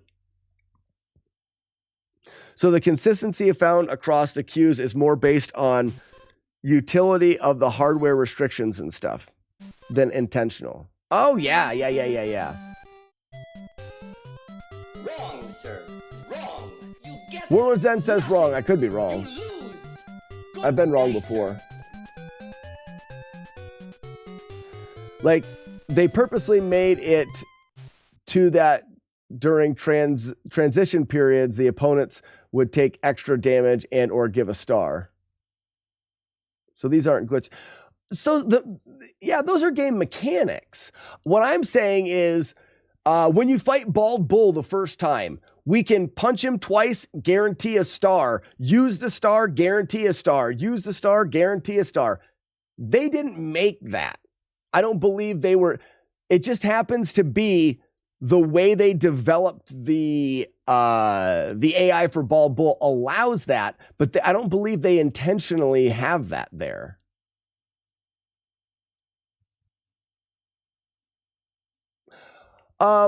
So as far as the audience member winking and the flashing in the audience, if you look at the audience right now, the audience is moving and doing things. But the audience moves and does things based off of an RNG, a random number that's generated. The timing of enemies is also based off of a number. The fact that they overlap in a spot, I don't believe that they meant for that to happen. I believe that's just a consequence of two different variables using the same variable to determine something. The guy flashes his flasher. It happens to do it on the same frame that allows you to knock what's-his-name down. Maybe I'm wrong. In the release, they updated the timing to allow the buffer that we use to work. Which one's that? On Don Flamenco 1, his timing in the pre-release Gold Punch-Out version makes it so that nice buffer we use doesn't work. You're wrong on that one, Sly. So they intentionally did the flash, the camera flash. Shit. What's happening? We gotta go. Water being pulled out like that. So here's my argument, Jade Urge, and we'll never know for sure, so it doesn't really matter. I would say that there's a chance that it happened. Maybe not. There's a chance that that happened on accident, and they're like, yeah, let's leave that in there. Maybe. Navardo's farting again. Nova, I know. Stalking me all day. Yeah, we'll never know for sure. We'll never know for sure what, am I still practicing? I'm still practicing. We'll never know for sure what the developers did on purpose, or not. I'm gonna start that over.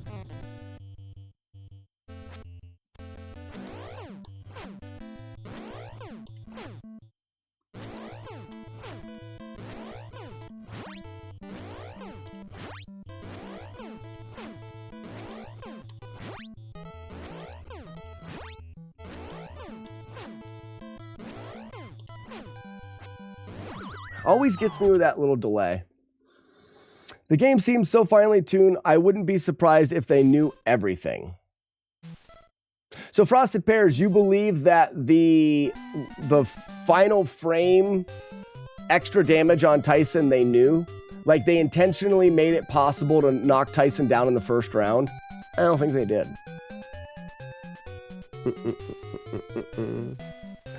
And again, it's just my opinion. I don't know whether they have or not. Have you considered doing this with a second Nintendo's, having your consistent cartridge changes? No. Renegade, the only thing that I would worry about consistently changing cartridges is wearing off the plating of the pins on your games, which wearing off the plating on the pins of your games can lead to corrosion that you can clean off through upkeep. I believe my console will last potentially forever. You can adjust the pins on your 72-pin connector. You can clean things. I'm not worried about wearing out my I have 2 extra consoles anyways. I'm not worried about it though. I don't believe I'm going to wear them out. Yeah, I would bet that they drew out all of the frame counts and knew that what was happening in the game for each of them. You know, we'll never know, Pears. They very well could have. But if listening to interviews, user, exactly. That's just like your opinion, man. But listening to interviews with game developers, when they were making early games, they were just trying to get the games to work and to be made. Now, Mike Tyson's Punch-Out, we've talked as like top 5 games made on the NES. Like, it's exceptionally made. So, potentially they had a better understanding of what they were doing and maybe had a full understanding of everything that the game had to offer, because really it is put together pretty freaking awesome. But I know from a lot of the games back then, they were just trying to hit deadlines and make games. And I tend to think that a lot of the stuff that happens in games is not exactly by intent. We'll never know. We'll never know.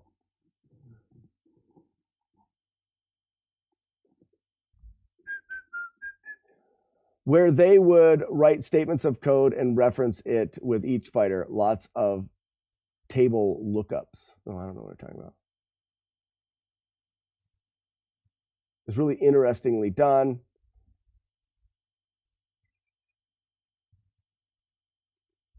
That's true. If the developers were that in-depth with the game, then kudos to them, because they made a fantastic game. Yeah, Fourth Throne. We know about the engine and the AI in the game. We know how and why things happen. What the conversation today is about: do we believe that all of those things in the game? For example, I can buffer 1, 2, 3 and miss that first uppercut every time. Every single time.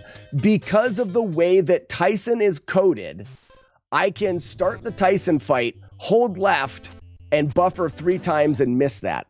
That is a setup that we use. How many of those setups that we use throughout, that we've figured out over time and through years of playing and in the code, are intentional? Did they make Tyson's first punch line up with 3 buffered left inputs? I'm saying that most of that is no. They developed the way that Tyson worked separately from the way they developed the timing and how long it took Little Mac to dodge. The fact that we can use that to our advantage is more random chance. That's my guess. I'm probably wrong. And J-Dirge, that's we're arguing polar opposites, like it was one or the other. And I think you're right. It's probably a combination of both. Were planned out entirely on paper before coding. It would work even before they tried to make it work. Do you think they did? Do you think that they completely planned this game out? I don't know. Maybe.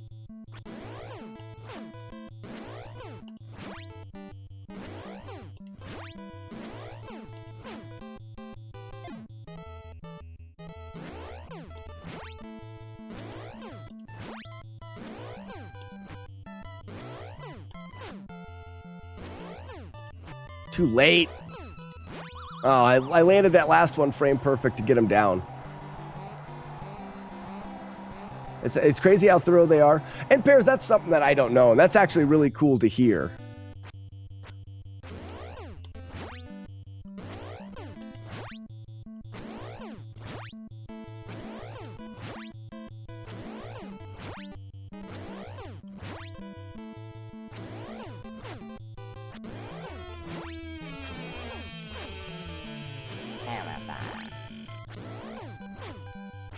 Oh, too early? Piss.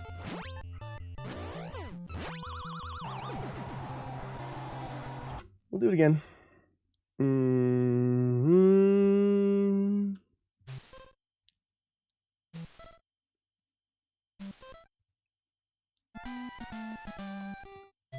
Watching some of the videos on Super Mario Brothers development, it's crazy how thorough they were. Now that you explained it, I can agree it's kind of like Dark Side. Oh, Dark Side of the Moon lining up with the Wizard of Oz. I guess I'm not familiar with that. I think that, like J-Dirge says, it's a combination. And in my defense, I'm probably right on a lot of video game development. A lot of early games were not had as good a team or as much attention to detail. But like Frosted Pears is saying, some of your top-notch games, it shows the attention to detail and how well the game works. There's not really any glitches in Punch-Out. There's not very many games on the Nintendo that can say that they don't have glitches. Punch-Out being one of them, that there's very few things that we could... Actually, is there any glitches in Punch-Out? I don't think there is.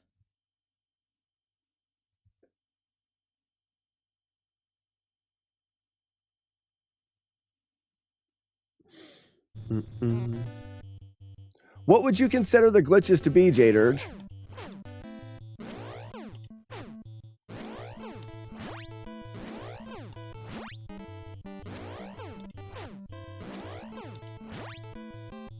Got me. That delay is the one that gets me. One of the best soundtracks. I don't even like working out, and this makes me want to. Jeremiah, it's great. It is very good. It's iconic for sure.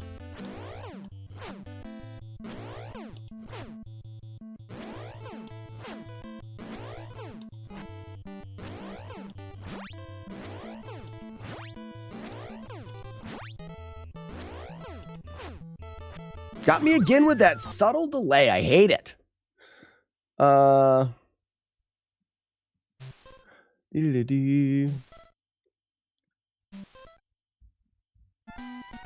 a tiny Sandman glitch that's visual.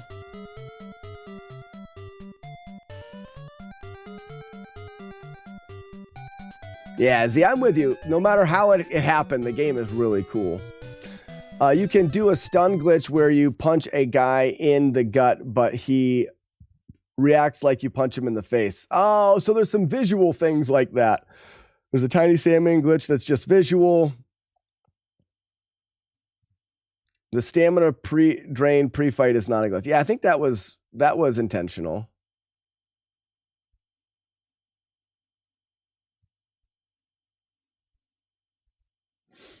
CMH Ender. Oh, looky here. Slack on another platform. Not your overlay, just YouTube. Is Super Stark? Oh, I see. Super Dark, maybe? Also, this is a keyboard, so you can ignore me. Got to get used to the keyboard.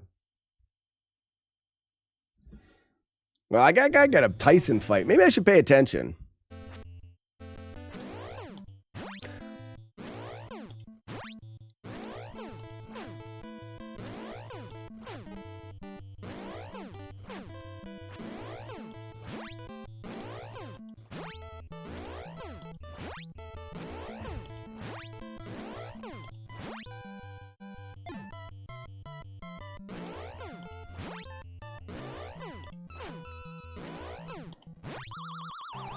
All those were early.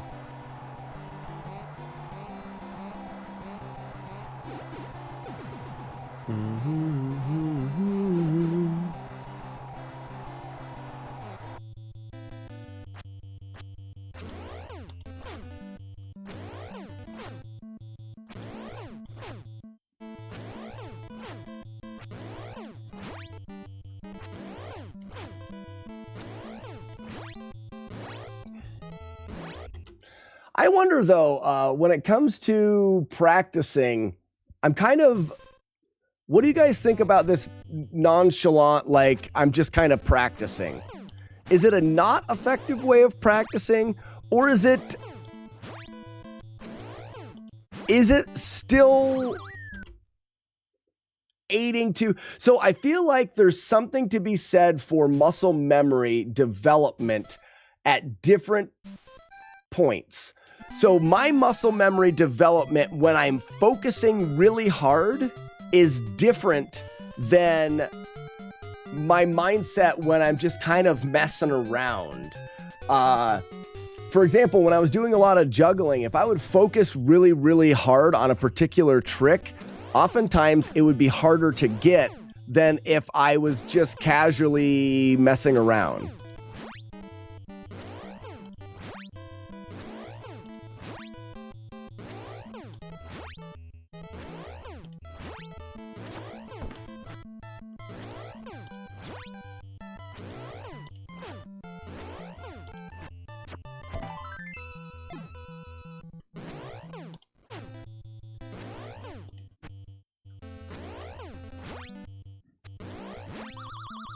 I think that was more damage on that one. I gotta try to do some later hits here.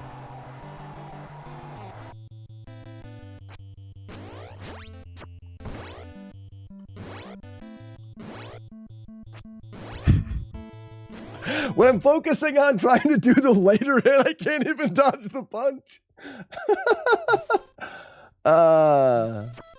So maybe throughout the day, keep going back to Tyson. See, that's what I've been doing.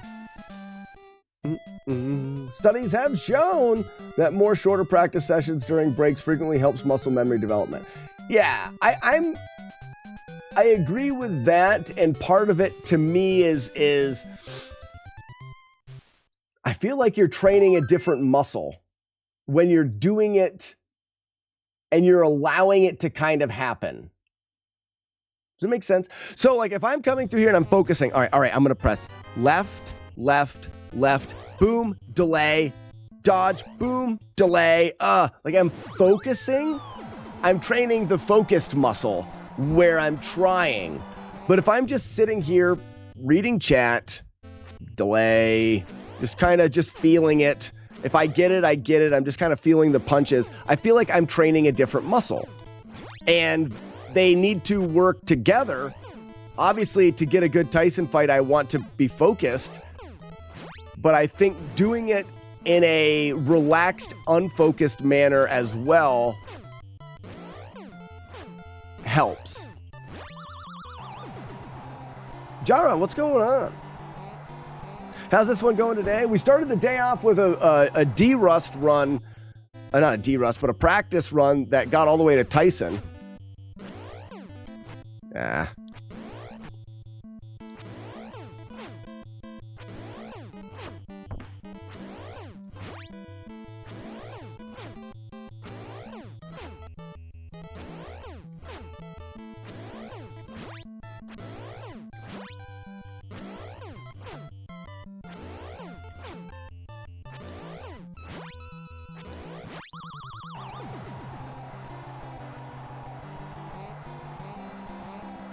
Unless you're just goofing off. And BT, and that's where I'm saying that the goofing off part, I think, holds a value. Be it not a higher value than focused training, but my question is there a value in there? And so what I really like is optimizing training and optimizing practice. I mean, that's why we did the 90-day challenges where we'd learn a speed run that I've never done before, and we'd only do it for 90 days. And in those 90 days, we would see how good we could get at the run. So it wasn't about getting just good at the run. It was about also getting good at practicing and ways of making practicing more or less efficient.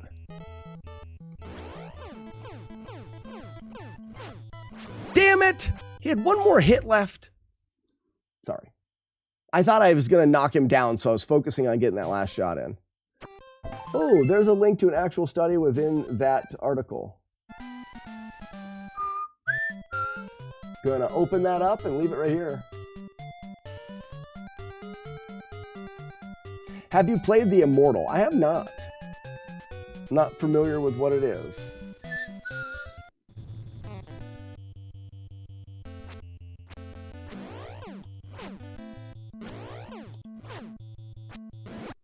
Got me.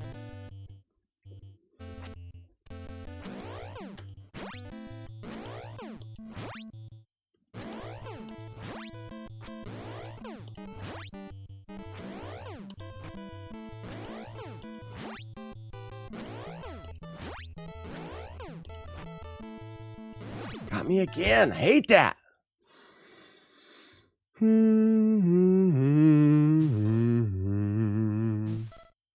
I have many memories of throwing the controller because of that game. I don't even know what the game is. What was it for?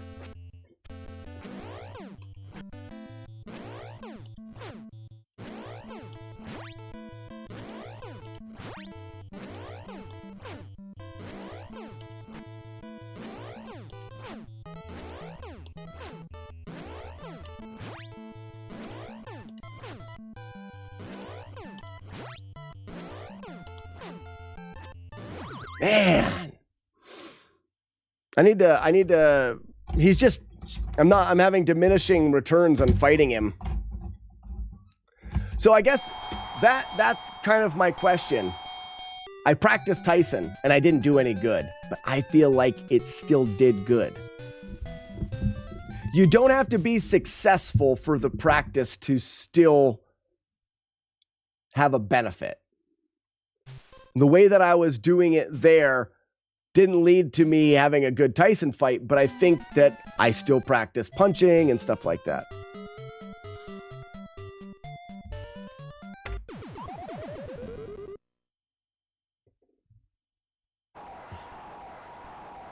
I think you mean peer review. Peer review?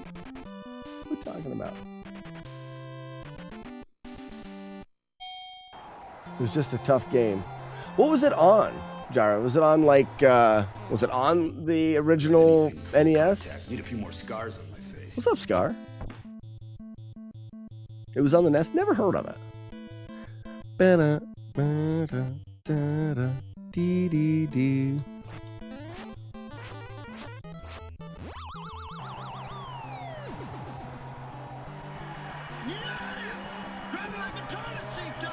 It's Joey. Thank you so much for the gift sub to Mira Shadar. Mira Shadar, welcome in and enjoy your complimentary bag of nuts from It's Joey. It's Joey Jacks. Thank you so much. It's my pleasure. It's my pleasure, Joey. I am a nerd and I like it. and I like being a nerd. I do.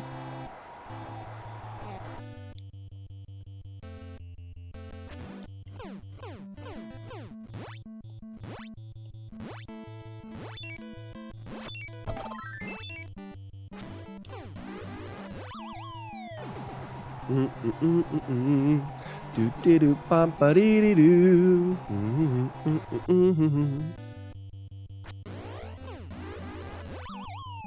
Wow wow wow. Scar, you were watching some of the hiking videos last night. They're pretty dumb, aren't they? That was a long time ago now. It was a long time ago. If you're going to watch the hiking series, though, I do suggest you watch them in order. There is a progression to the trip that is lost a little bit if you jump into New Hampshire videos and don't start in Georgia. You can do it however you want, but that's just my suggestion. I didn't hear no bell. One more round.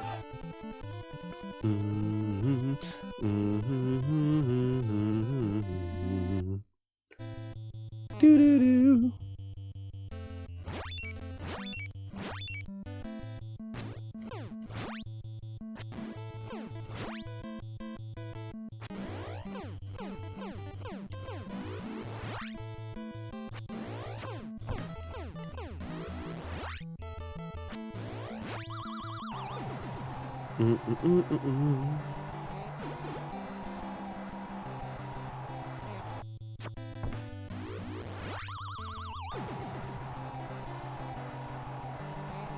It's funny, now that I'm streaming, I'm getting a lot of suggestions from like from TikTok and from YouTube and stuff. I think what we should do, we've talked a lot about the games that we're going to do next. I think I need to go on a binge of about a half a dozen lower tier, easier games.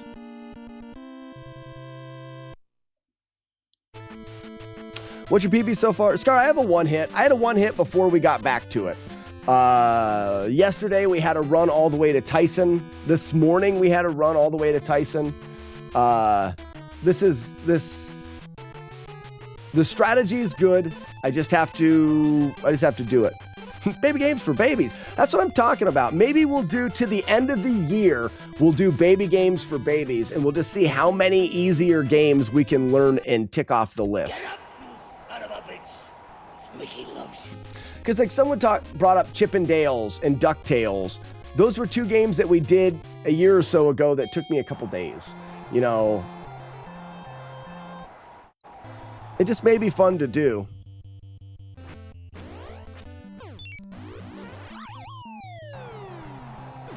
The easier runs are still fun because we still find strategies and we reminisce about the old games, stuff like that.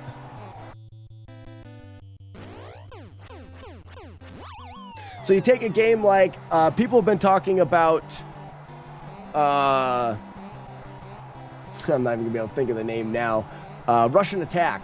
Oh, have you done Russian Attack? I've heard that quite a bit. Russian Attack is a really short game and I don't imagine will take very long. Patata Fesh, Iron Sword. The whole Wizards and Warriors series is chasing chicken for some birds, you know. Is incredibly random in the way that the games are put together. Those games are put together in a way to do damage to you, and for you to have to survive. I've looked into Wizards and Warriors. But it would be something like Double Dragon. Because Double Dragon is also a game, the whole Double Dragon series. Whoa. The whole Double Dragon series are meant for you to survive attacks, not to avoid them all. But we were able to figure out a way to get through the Double Dragons. So, 1 and 2 anyways. I've seen the final fight in Iron Sword. It's a grinder. Yes, cousin, and that's what I'm worried about with the games. It's one of those games where, is it impossible? No. Is it improbable? Yes. Now you will witness the power of his glorious peck. Did you hitless Rygar? Ogre from MT. Yes, but Rygar I did back when we didn't have... I can't talk while I'm doing it.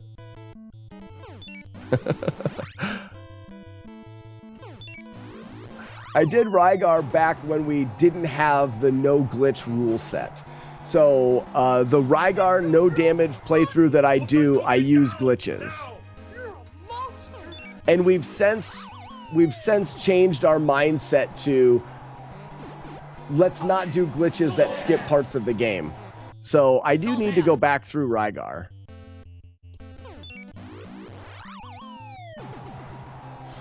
On YouTube, there is one, but it takes advantage of some broken game mechanics to get to the end quicker.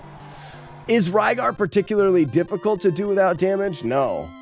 It's just one of those games. The problem with Rygar, in my opinion, is the no damage run's boring.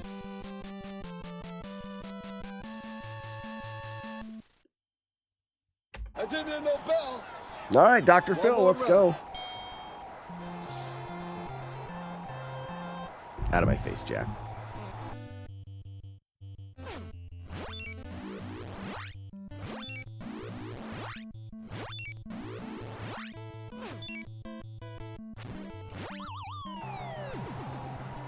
Also, guys, pledges are open for the walkathon.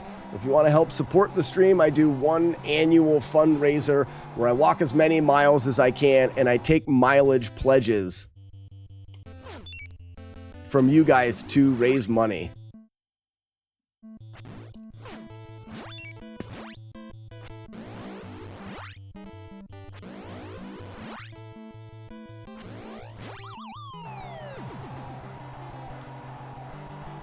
Someone has this on lock. Falling Fire Foam. We've been playing for a while. The goal is a perfect playthrough. No hits, no blocks, no damage of any kind.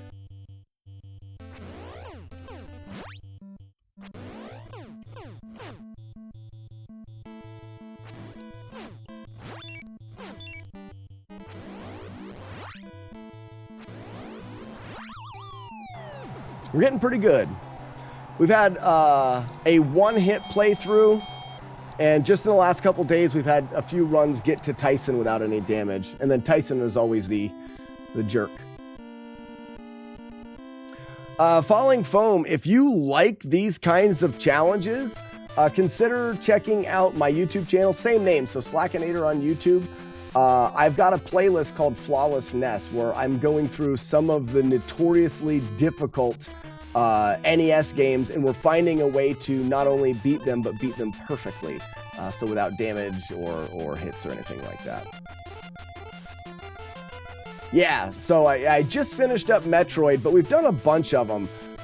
We've done the Castlevania series. We did Ghost and Goblins, the original Teenage Mutant Ninja Turtles. Probably most notorious was Ninja Gaiden. But I've also done like Zelda 2 is one of my all-time favorite games. We did a no damage playthrough of that, which is a bit more of a grind.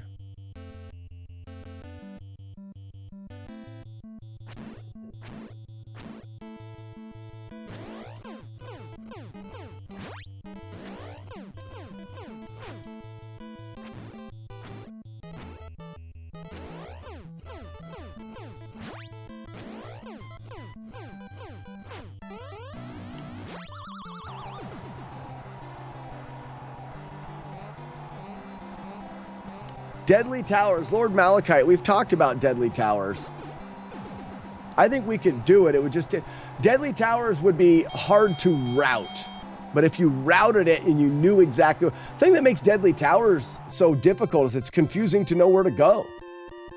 But if you routed Deadly Towers, maybe go off of the speed run or something, it could be much easier.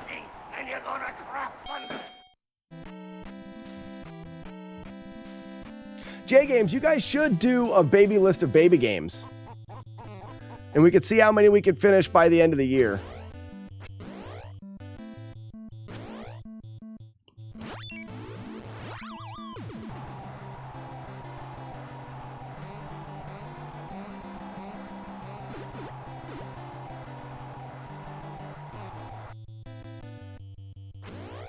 Pretty boy.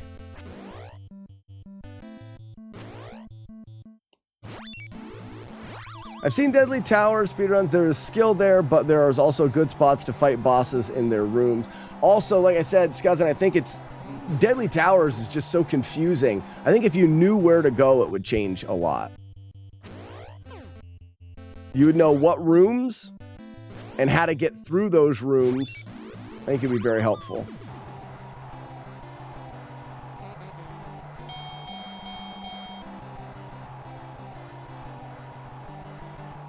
What happened to that Google Sheet, Keyboard Cowboy? Can you post it again? He does. He does. Dent head number 2. Do-do-do.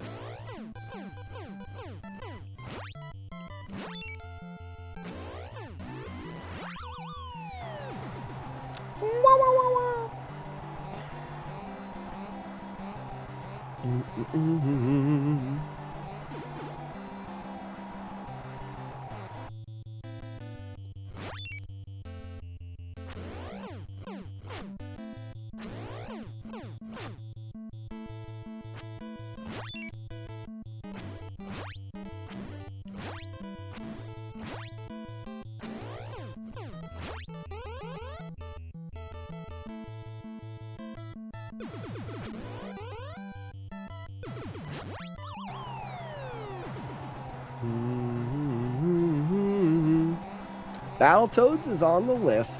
I kind of want to do Battletoads just so that I can have that one done. I hear Battletoads more than anything else. I kind of want to do it just so it's done and I can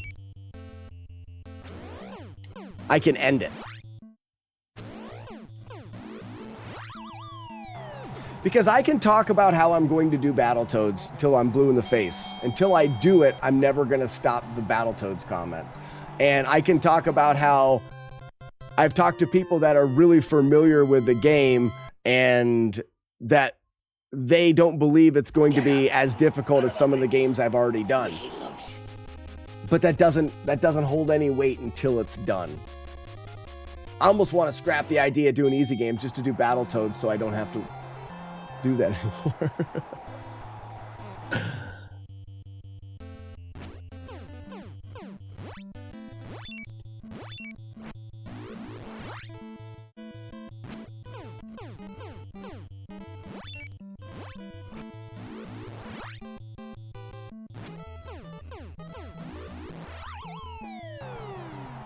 Battletoads is way too easy. Did someone say Battletoads?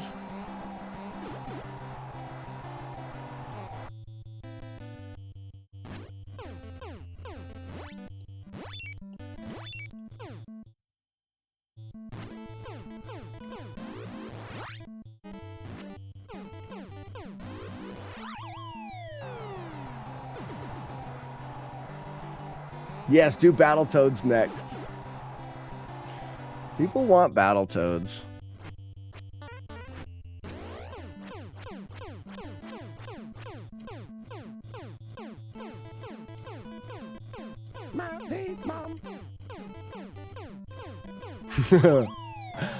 Russell, thank you for the controller. Is that encouragement for doing Battletoads? All right, I've got a deal for you guys. I've got a deal for you. Subscribers. It'd have to be Twitch subscribers. Now, Russell, I appreciate the controller, but we could do an incentive for Battletoads.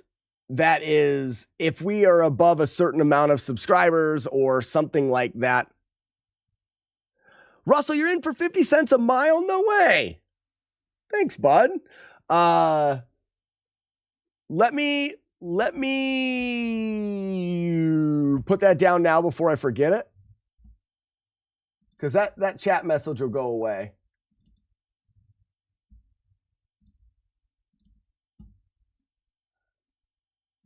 So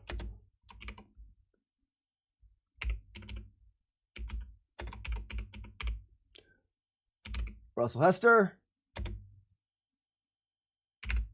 Betty C.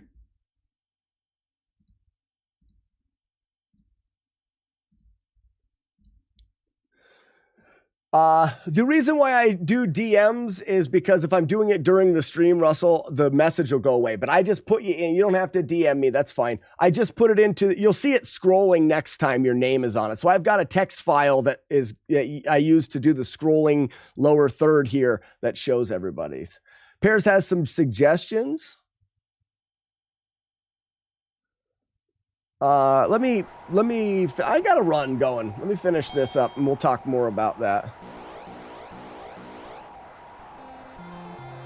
Mm-hmm.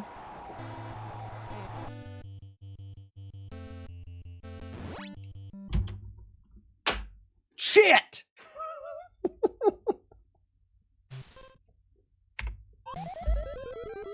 Shut up, Wookie. Oh my gosh! Oh, there's a lion behind me.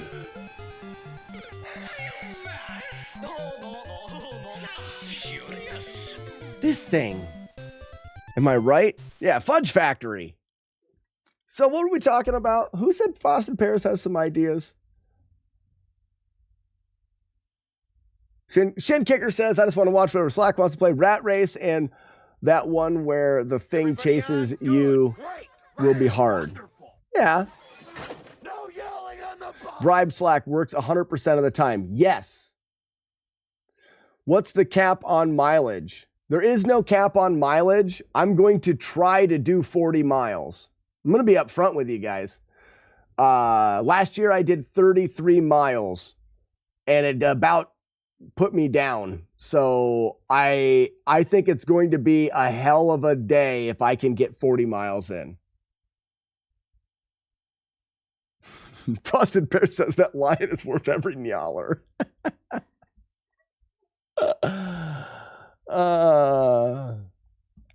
Click here. But it's this work. Why am I doing work? Fun games. Battle of Olympus. I think that, so if we're talking about how many games we can do, we should put fun in with short. Battle of Olympus isn't short. The Adventures of Captain Comic, I don't know. Wizards and Warriors, how is that under fun games? DuckTales, we've already done. Little Nemo, the Dream Master, never heard of it. Journey to Silius is one that I would do. Life Force, Mega Man 1 through 6. How are these under fun games? Gradius, Karate Kid, we did Chippendale. Legendary Wings I'd do, it'd be fun. Darkwing Duck could be good. People have talked about Shatterhands. I've never played it. That could be fun. Monster Party. Legend of Zelda. Renegade. After playing Renegade, I don't know if I'd want to do it no damage. Bionic Commando could be good. Adventure of Tom Sawyer. We've talked about Karnov, but I just don't like that game. Soda Pony, River City Ransom's already done. Yeah, we already did River City Ransom. Feel like I'm sponsoring my girls for their fun run. It's the same thing, Russell. So as a Twitch streamer, it's hard to make a living doing it. I talked a little bit earlier this morning about how the main thing I've done to try to make a living as a Twitch streamer is to need less money. Because making money is not consistent and it's not easy to do. And I think a lot of it has to do with the disconnect between chat and the streamer. I think a lot of people are in the chat watching going, this guy makes money and they don't really think about it's the chat that supports the streamer. Twitch pays me $0. Like they don't pay me any money at all. Any of the money that I make on Twitch comes directly from the chat. Navard, thank you for the 5 bits. That's 5 cents. It adds up. But I don't blame it on chat. It's just hard, sometimes I think, for the chatter, for the person viewing the content to break that line, to cross over that line into supporting the stream, and they don't oftentimes know how to do it in a good way. So doing a fundraiser every year, I've found is a good way to do that.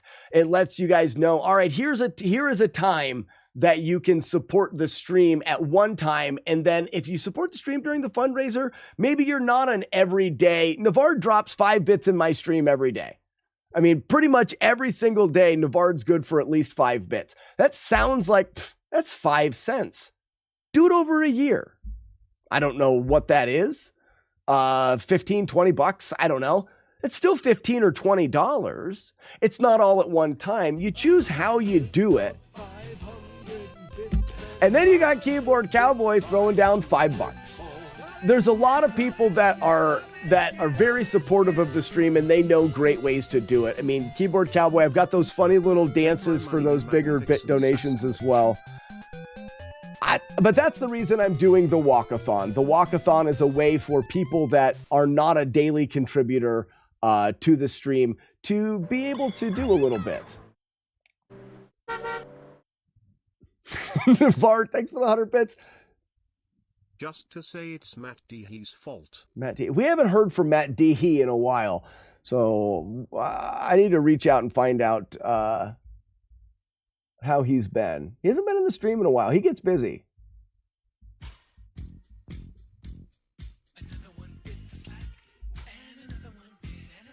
Hey, Shin Kato, you say you're down for $1 a mile?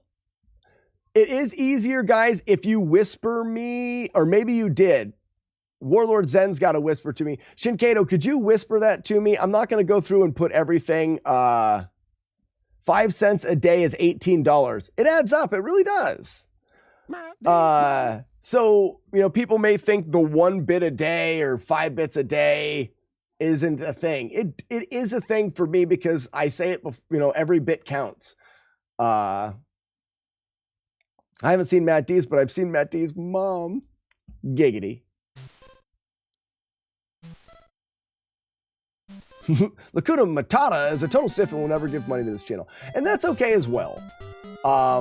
It's out there for people. If you don't want to support the channel but you do enjoy it, that is okay. You can do that. But I think that there's a consequence to that, and that is if you don't support the people that are doing that, there's a chance that they won't be able to do it anymore.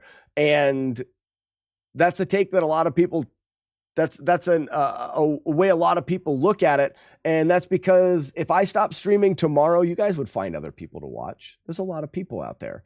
You would eventually find other people to watch. But if you really like the stream and you want to keep me doing it, that's where it really helps. Navarre, thank you for the 5 gift subs. Now you guys are just doing it because I'm asking you to. I should ask more often.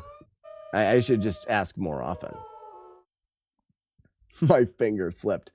Well, you need to keep your fingers lubed. I loved watching Darkwing Duck on Saturday morning cartoons. I actually was a Darkwing Duck guy as well. Russell, I never played the game, but Navarre's farting again. But I did watch the show. There is no bathroom. Navarre, he's always farting. That's what Navarre does best. Renegade, why are you here? To suggest games like Renegade.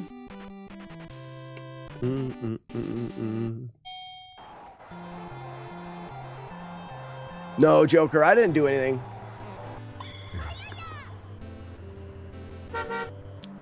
Rustdog, thank you for the 100 bits.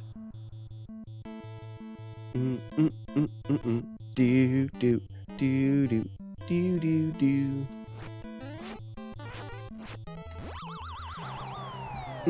And I think that that whole idea of Navarre and 5 bits a day being $18 a year, 5 bits a day is not very much. Even if you were just doing 5 bits a day and everyone did 5 bits a day, that would actually be a lot in the end. Touchdown! Thank you for the controller, Russell. But for those that are not knowing what we're talking about the fundraiser that I do at the end of every year. Well, it's the beginning of every year. It's on my birthday, in which I try to walk as many miles while doing a marathon live stream.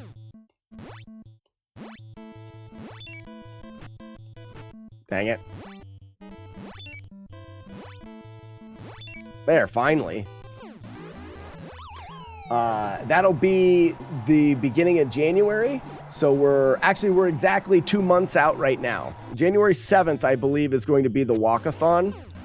It'll be 12 plus hours of streaming, lots of different games, lots of different fun things that'll happen during the stream. But the whole time I'll be on a treadmill walking as many miles as I can. Nerdy Nomad, thank you for the 4 bits.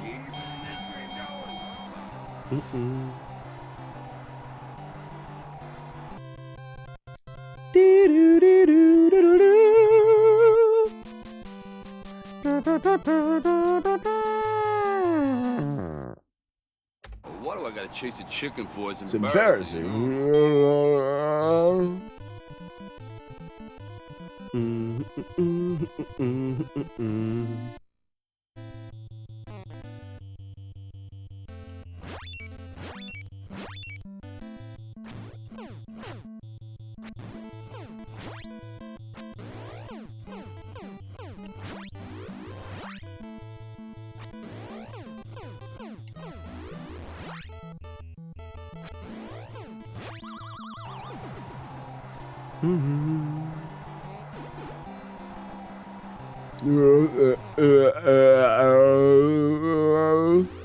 I did that wrong. I was thinking about you like 302. If you like my Stallone impression, it's pretty good. It's pretty good. Shut up, Wookie. I want to make fun of you, hairy bastard.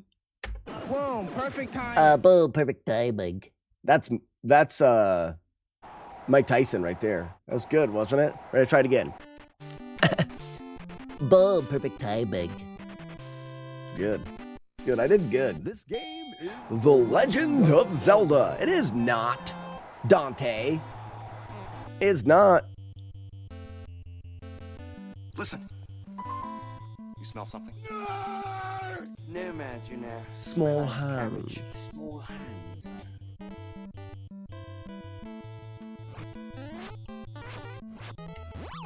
I may be too late on that one. Legend of Zelda, different game percent. Yeah. I don't know. I don't know what we're going to do after Punch-Out. I'm actually really undecided.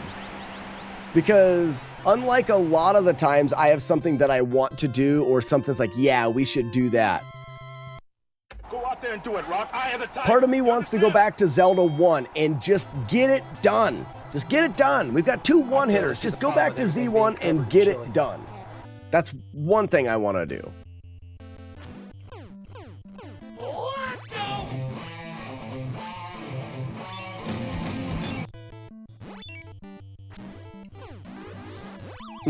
Rust Dog, see you later. Have a great day. Thank you for the 100 bits again. Here's the walkathon pledges.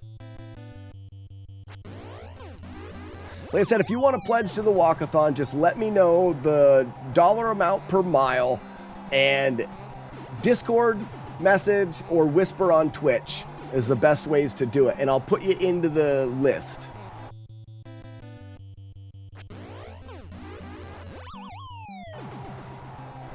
Has Z1 hurt you? No. Part of me is like, just get Z1 done. Just get it done. The other side of me says, no, take the rest of the year off. Take the rest of the year off and play some easier games and just let's play some easier games and beat a bunch of easier games and add some more games to the Flawless playlist.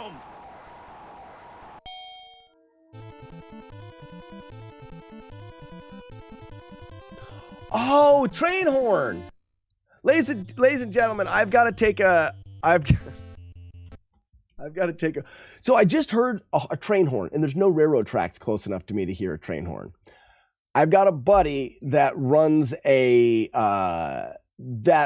truck that vacuums septic tanks out. Happens to be a friend of mine, but that's what he does is he flushes septic systems. He's coming out to pump our septic system. He's got a train horn on his truck. It's absurd. He's a literal train horn on his truck. So I just heard a train horn. I'm like, what in the world? I was wondering if it was on Twitch or something like that. No, it's because he pulled onto my road and he's at the end of the road and he blasted the train horn to let me know that he's coming. I got to go get him set up. Sounds like a shitty person. He's a great guy.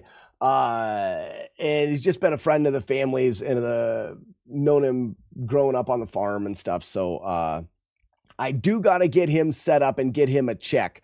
I'm going to run and do that quick. He's pulling in right now.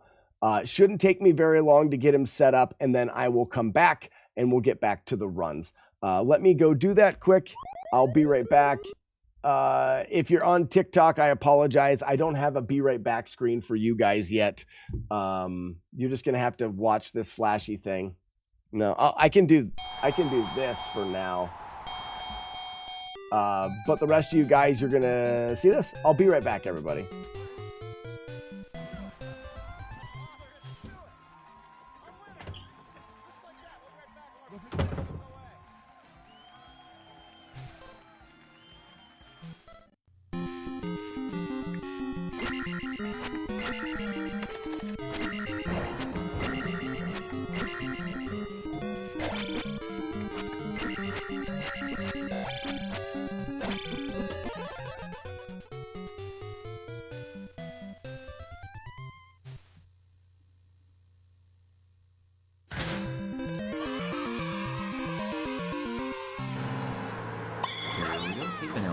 The whale is wearing a cape or a cape. That was a good cape now. There it is. All right, get ready. Jump there. Turn around, line up, jump. Look for a high jump. 1, 2, 3. There's a high jump. 1, 2, 3. Jump, jump, tap, door. Yeah, baby! Here's a gold split for you. First try.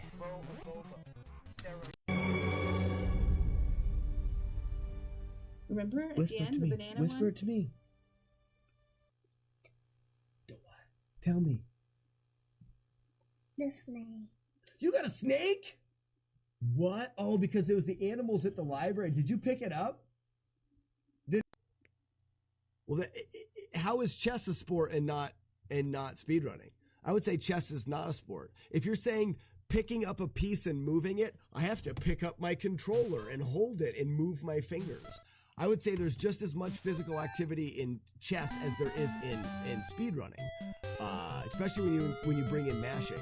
I think you have to use common sense at the end of the day. You have to use common sense that says physical exertion. When they're talking about physical exertion in the definition of sport, they're referring to strenuous physical exertion, running, jumping, throwing, sports.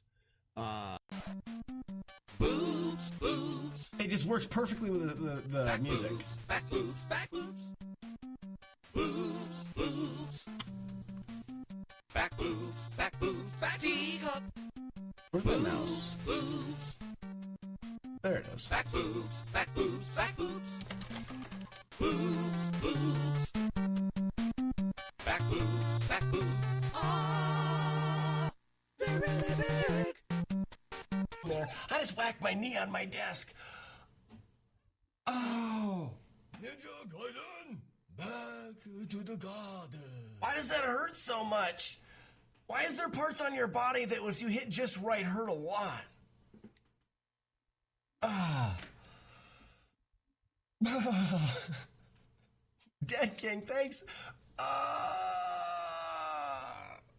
Thanks for the good luck.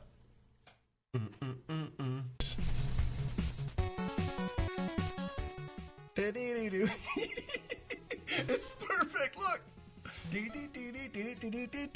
I'll murder you. You can see the karaoke. Then I can't. All right. Jump on the bridge. I'm on top of the bridge. Not stopping for anyone. You try to stab to my back, and then I what? It's perfect. And then I...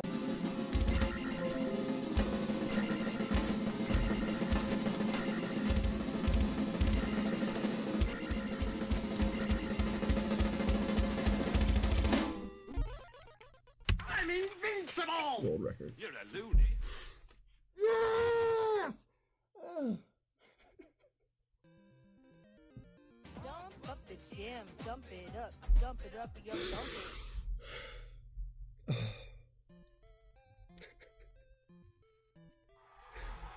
Oh. That's all there is to it. That's all there is to it. A winner. Release the doves! Ladies and gentlemen, we did it.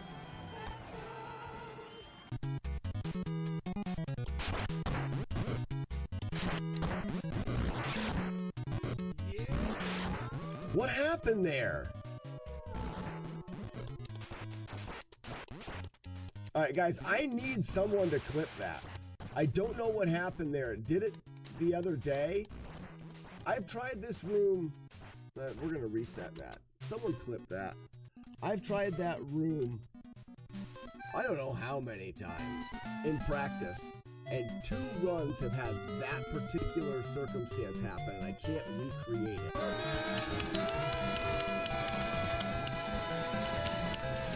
Yes! Oh, shit!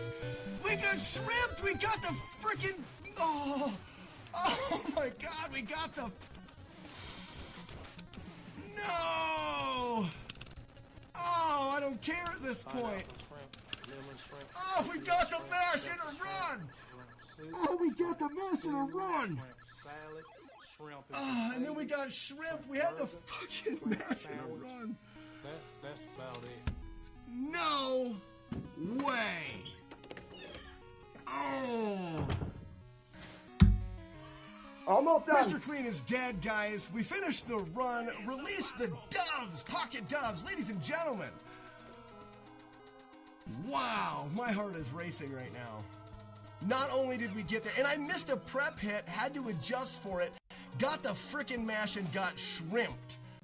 We call it the Orcus, which is Arcus. And then there's the... I didn't think about it.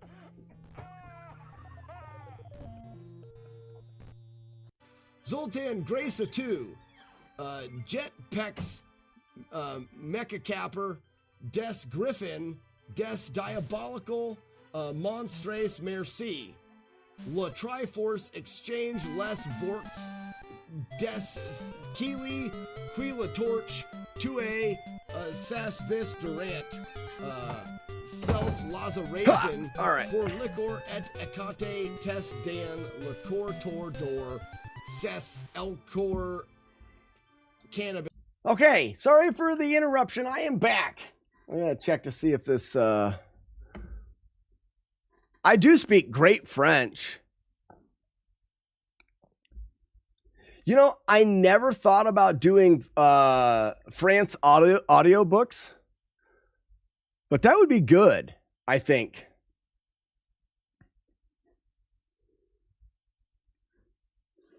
Yeah, I think I'd be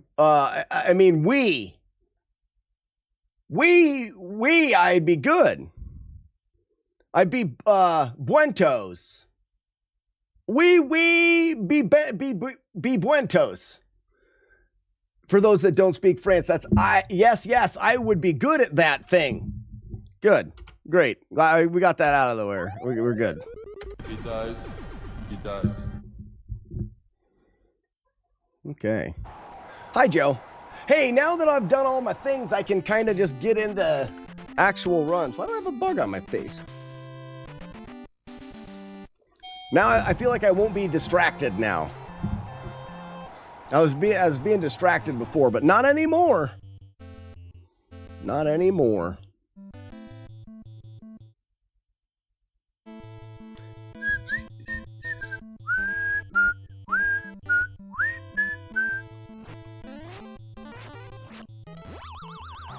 Would you do Bubble Bobble challenge? Like, do a flawless Bubble Bobble? I think I played through Bubble Bobble once.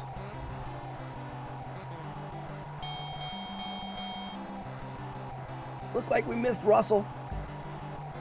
His later slaggers, Russell. If you're still sticking around, have a great day. If you're still in here, bouncing around. Want to ring the bell? All right. You know what I would like to do is the Lolo games. The Lolo puzzle games, because they would be fun, because all you'd have to do is figure out the puzzles and then do a full playthrough.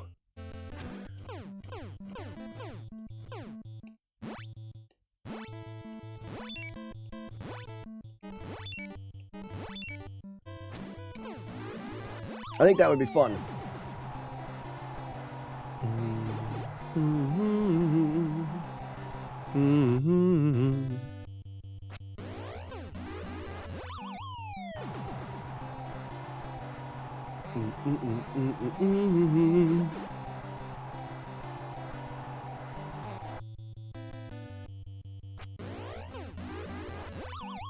Wow, wow, wow.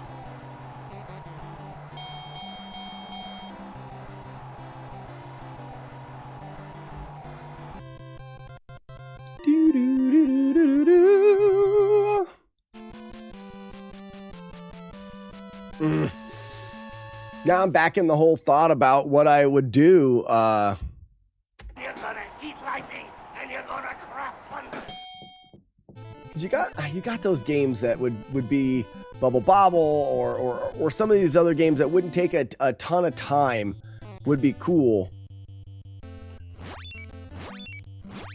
Or you've got getting Zelda 2 done. Or you've got doing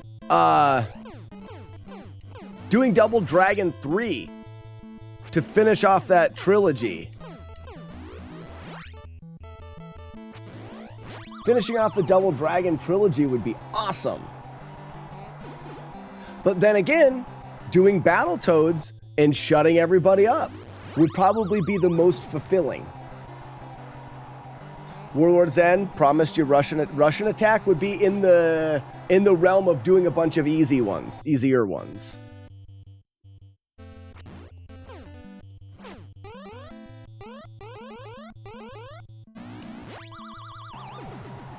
So I guess those are the options. Like, we do a bunch of easy ones till the end of the year for fun. We finish off Zelda 1. We finish off the Double Dragon trilogy, or we get the Battletoads link, essentially, so that when someone says, "Have you done Battletoads?" I could be like, press a button, and it come up on the screen. We'll make an animation for it that says, "Yeah, I did Battletoads. Now be quiet with your face hole." Yeah, that'd be good. If times are tough, there's always tubing. I don't think I have a tubing cart to throw away. My vote is 1 or 2 Z runs in the AM and easy ones after. That's smart. That's a smart thing to say. Now you will witness the power of his glorious pectorals.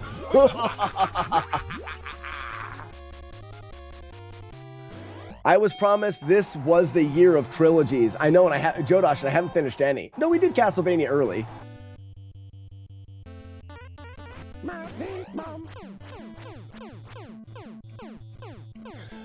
So Grand Designs has routed Battletoads, but Grand Designs and my playstyles are very, very different. Grand Designs relies a lot on him being a savage at playing NES.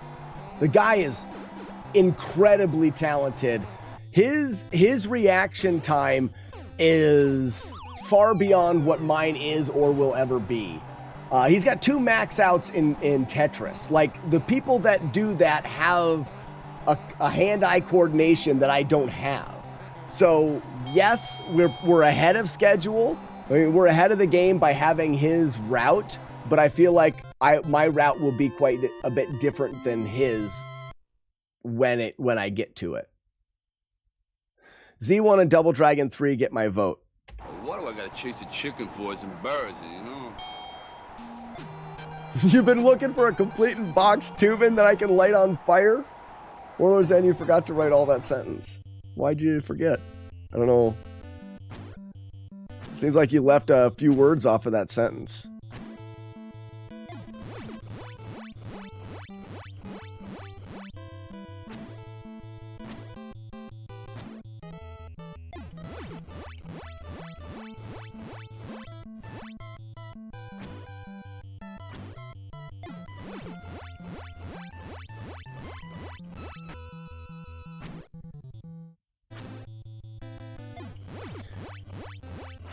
To throw away? Yeah, Fluffy Punch, you know what else feels bad? When you're playing tubing. Feels bad, really.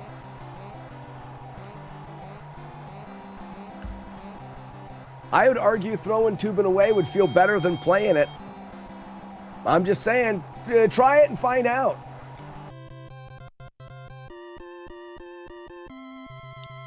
$300 doof. Sideways dinosaurs. That's what it is. Laptop computers. Boom, perfect timing. Would this route incorporate the warps? Lord Malachite, I don't know.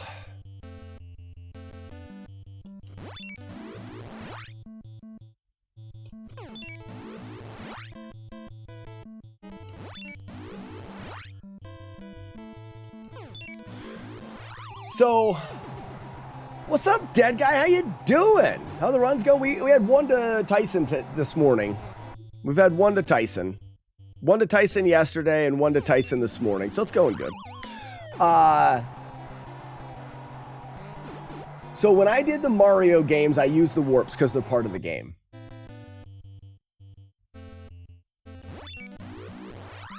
And it's also because I did the warped runs of Mario because I wouldn't mind going back through and doing the no warped runs of Mario as well. Like, I like Mario and I like the games. I wouldn't mind going back through and doing them without doing the warps. It was because I will do them once because it's something the game offers and I played through it and I did it. With Battletoads, I don't think I ever want to play it again. And I do not want to put up perfect run of Battletoads and have someone go, but you used the warps. You cheated. You skipped the game and cheated. I'm torn on that. And Jodosh, I agree with you. Developer intended warps are fair game.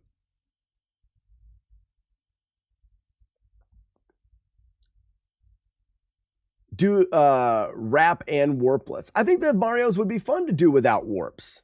Get up, you son of a bitch. It's Mickey loves you.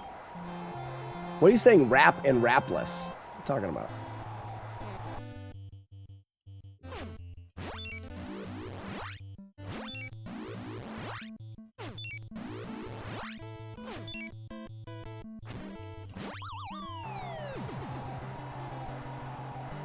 How can you call it perfect if you didn't even get a wrap? A warp, sorry, I think I read it wrong.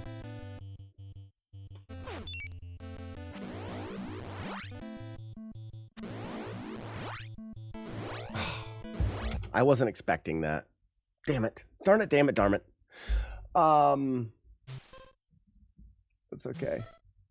Only play the game how I want you to play it. Also, 1v1 me in Minecraft and Roblox. What's Roblox? 1v1 me in Minecraft. I like to build stuff in Minecraft. Cheese Pops, do you play Minecraft? Did you know that every year we start up a Minecraft server in the winter time and a bunch of us old weirdos play Minecraft together?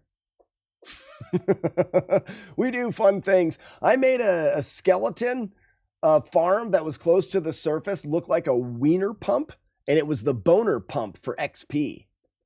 Oh, childish. We are children for sure. For sure. I don't know if the kids like it. We play Minecraft though. Oh, we're not either. We're not either. Yeah, we just do it for fun. It says it is perfect without warps, and Warlord Zed says warps are cheating. Oh, I'll say it's perfect. See, and that's where I would side with you, Jodosh, that the warps are part of Battletoads. What do the warps skip? Hold on. Let's talk about this a second. What levels do warps and Battletoads skip? How many levels are there total? I need information. Give me a pen, world. There it is. Got it. Thank you. Pen. So how many levels are in Battletoads? Talk to me, chat. I want to be more active if there's a Minecraft realm this year. There will be. We are going to fire up a Minecraft server this winter. It'll be starting soon. It may start, what else has too many? There are. The whole game. So what I'm considering is, as I've been doing this challenge, Flawless Challenge more and more, I get Battletoads thrown in my face all the time. Like, oh, well, you've never done Battletoads. I want to do it to shut people up. In a nice way. Meaning, I will have something, like I can make the Wookiee pop up and laugh. I will have something visual on my overlay that says that, yes, I've beaten Battletoads, so be quiet. I can't beat Battletoads. I'll never beat that game. It makes me so mad. Well, in Cheese Pops, I'm talking beat the game and never get hit. That's the goals. There are 9 million levels in Battletoads, other game percent. Shut up. You guys are being no help. That's it. That is it. You're insane. Yeah.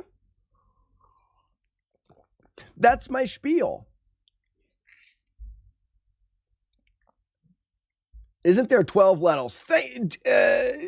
Juice Willis, thank you for helping me. So there's 12 levels total. I wrote 13.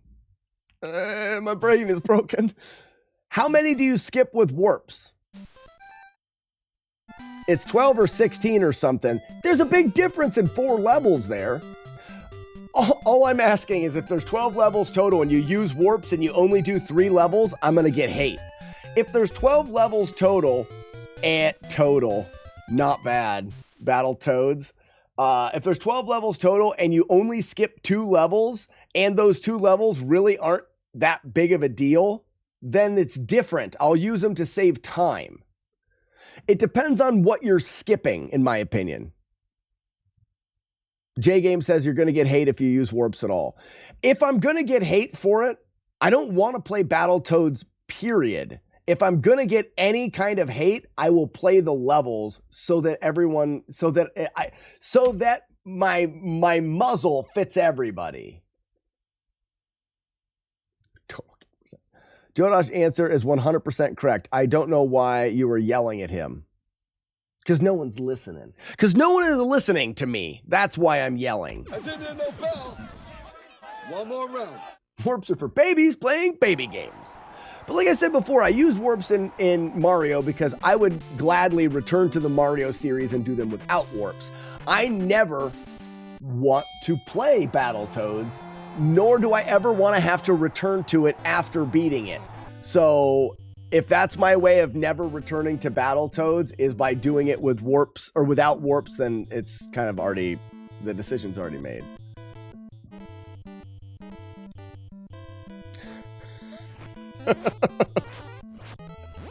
"100% blindfolded, no hit, or don't even try." Fluffy Ponies, I'm not mad. I'm not mad. I'm not mad. Hiss. Boo. Did it perfect.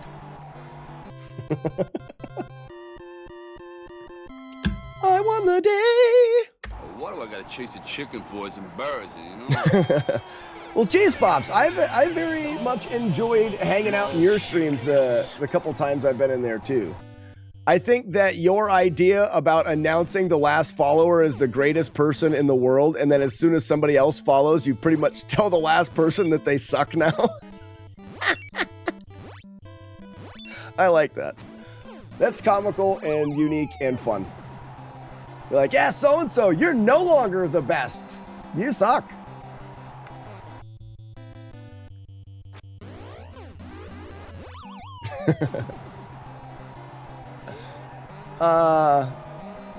Yet another world record Glass Joe. Multi McFry, thank you for the gift sub to Cheese Pops. Cheese Pops, welcome in and enjoy your complimentary bag of nuts, courtesy of Multi McFry. The category on speedrun.com is called 100% hitless. There's a category for Battletoads on speedrun.com for no hits? No way.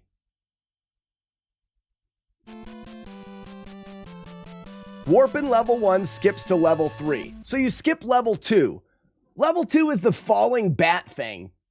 So, Boom, perfect time. in my opinion, skip level 2, because level 2, I'm going to find a way to do level 2 free. So doing level 2 is completely a waste of time.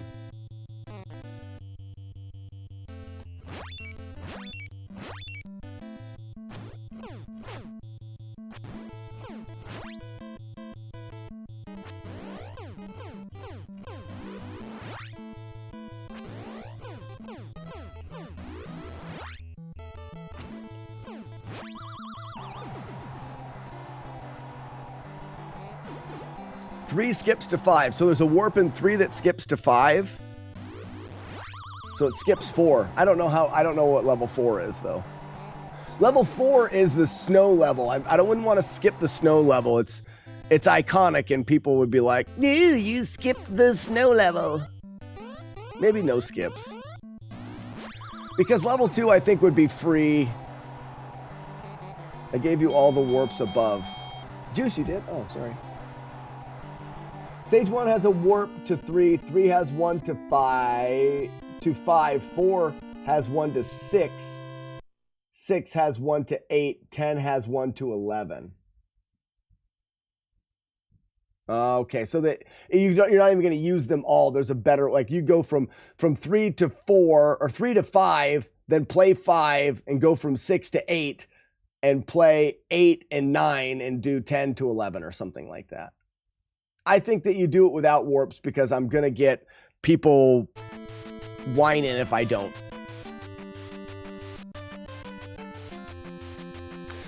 So Cheese Pops, just like all games, once you know what to do, they become much, much easier. Battletoads is one of the games that even though it becomes easier, it's always going to have some really tricky stages. So I think that even though you can learn what to do in the game and know what to do and make the game easier, I think Battletoads is always going to have some spots that are hard. But I think what Battletoads did that made the game so hard was it wasn't one type of gameplay the whole way through.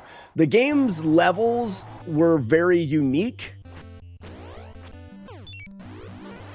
The game's levels were very unique in that each level required you to get a different skill from the,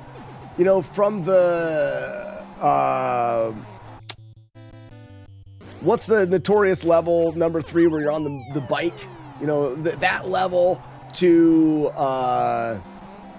sliding around in the ice level to another level where you're in a spaceship going up and down and things close. I mean, it's like there's just a lot of different, the one where the thing's chasing you the whole time, that level is unique to itself and requires a skill to be developed for that one level.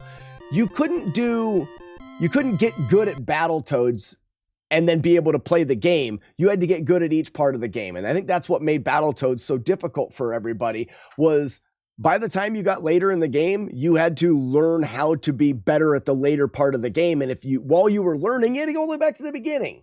So unlike playing a game like Double Dragon, where getting good at level 1 and the timing of Double Dragon is the same timing-ish to use at the end. The game was the same game as you played it throughout. Battletoads kept throwing curveballs at you, which made it hard. He does.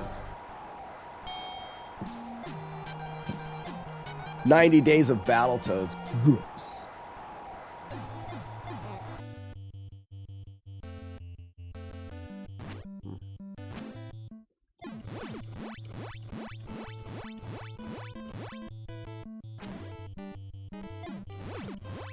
Then you add in Double Dragons and make the work. No, Double Dragons are great games.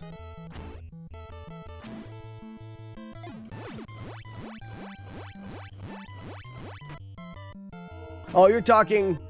There's the train horn. Can you guys hear it? So you're talking Double Dragon Battletoads, the game. Juice says Battletoads is a cancer on the world. I'd rather get married again than ever play Battletoads again. There's something to be said for that as well. I also don't want to do Battletoads if nobody wants to watch it. If everyone hates Battletoads so much that no one actually wants to watch the grind, I don't want to do it. In that case, I will make the viewers happy by not doing it. Because I don't really want to do it. But I do so badly want a link to throw in people's faces saying, oh, you like to beat hard games? Ever beat Battletoads without taking damage? And I apologize to people that write it and are not writing it that way, but that is how I read it every time. Every time someone asks me if I've done Battletoads, that is how my brain reads it.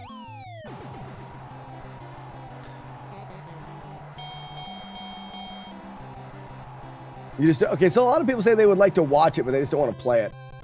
Don't love Battletoads. Do love you suffering. Yeah, Keanu Sleeves, we talked a little bit about how it's routed for me already, but if we're looking at Grand Design's gameplay versus mine, we play video games very differently. His route would not 100% work for me. I'm sure my route would differ quite a bit. I like to make the games easier. Grand Design's just really freaking good at video games. You made me watch Metroid, so Battletoads is a step up. Metroid's good.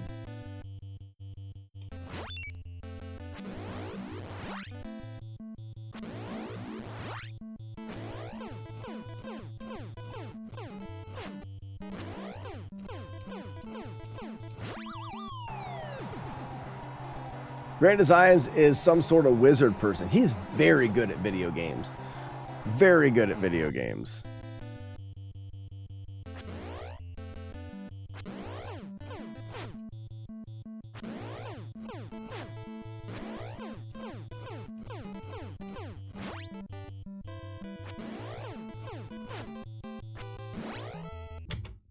Caught me again. I'm getting into this.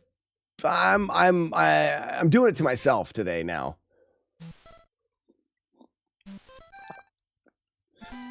He uses the power of hell yeah. There are 2 runs in the 100% hitless category already, so there's more possible routes. Oh yeah, people are already doing it in the 100% hitless.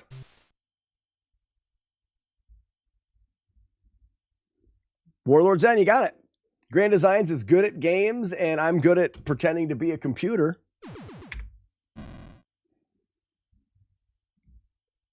Go out there and do it, Rock. Eye of the tiger. You understand?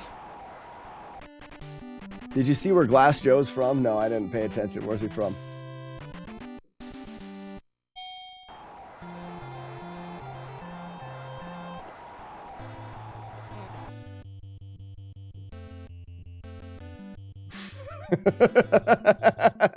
Is it? Keith Tuna? Little Mac. That's a good one. I like that.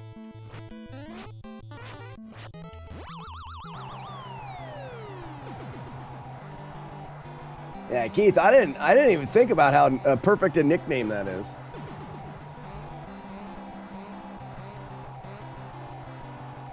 Blue Devil says, I got a tip for this game. Don't get hit. He's from French? Good. Oui, right? He's from French. Who fished? Mickey loves you. Oh, Rafi's got to go fish for Jaws. If you guys didn't know that, if you're on Twitch, you can redeem Go Freaking Fish.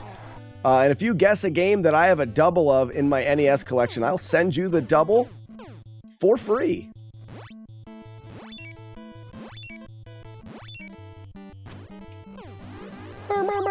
I'll look at that. I'll look at the Go Fish after the run. Keith Tuna, thank you. Stumbled upon it. I can't take full credit for the Rud rolls on TikTok. I stumbled upon one of them that someone did, and then I've just beat it to death. Find something funny and beat it to death. That's my goal here. I've got about 150 of those Rud rolls on TikTok. How long do the Space Invader guys play into a Flawless Battletoads? Ooh. They go directly to your life meter and take life away. Do you have to kill them before they grab your life and count it as flawless? I would say yes, but I don't know if they do in the runs. Jodosh, I ignore a lot of what you do. For sure. Want to ring the bell? All right. Ding, ding. I've got 60,000 fishes that Slack has never acknowledged. That's probably true. You send them to your wife. That's the great part about them, I think, is it's a way to show that you love someone, Keith. That's the idea. I only do it to spread love and joy.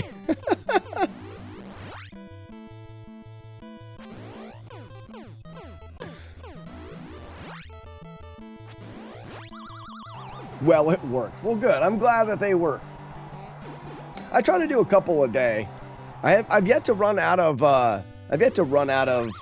ideas. I've got a bunch of them myself, but then people keep commenting more and more ideas. Half the time I'm just doing the ideas people have put into the comments.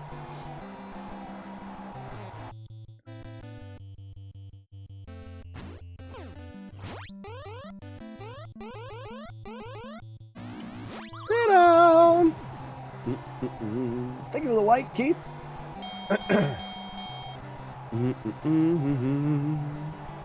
Yeah, Rafi, I don't know if I have a double of Jaws.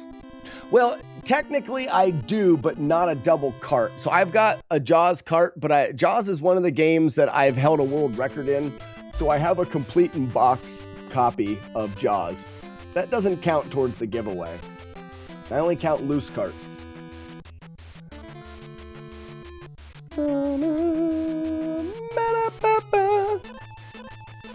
Drunk ATGT says stadium events. Well, I can tell you right now. No. I don't have stadium events. Sounds like a guess Jodosh would make if he ever guessed, which I don't think he ever guessed. He doesn't ever really do any guessing in the Go Fish.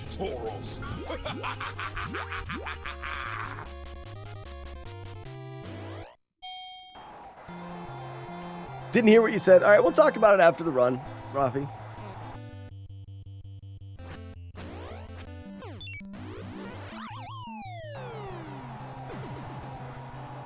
I should get a repo of stadium events for the pond. That'd be good.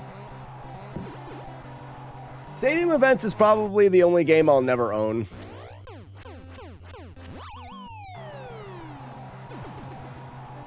I would love to finish an NES collection. That is a life goal of mine. I've got very few life goals. One of them is to punch a shark.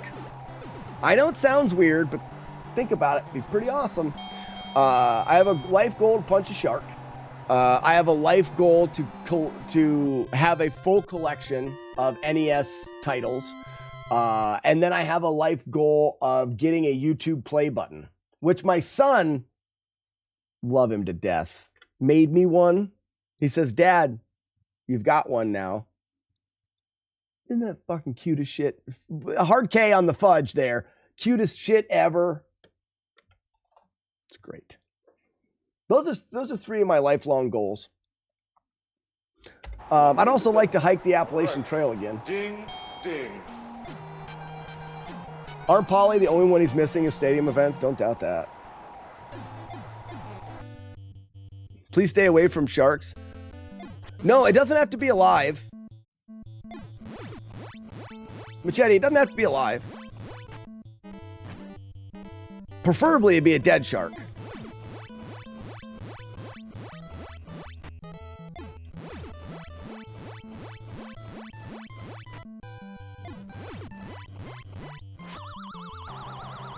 My grandpa on my dad's side stabbed a shark that was trying to bite him. I have the knife in my house. Nice! Oh, that's badass. Got a new run roll for you. Spaceballs, the t-shirt. Spaceballs, the coloring book. Spaceballs, the lunchbox. Spaceballs, the breakfast cereal. Spaceballs, my dick. That one could work. That one could work, Blue Devil. Miss anything good? Retro Dad, I had a run to Tyson on the treadmill as a warm-up, and then I've done nothing good. Maybe your presence will make me not suck. My goal is to take one punch from Tyson and survive. That's a good goal.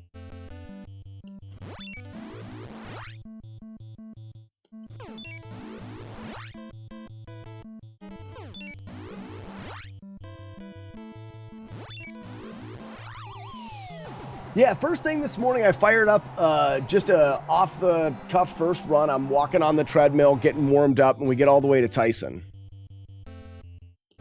And then from there, I've done absolutely nothing for about 2.5 hours, almost 3 hours. You'll have that, though. You know, and I think it's because chat. Really.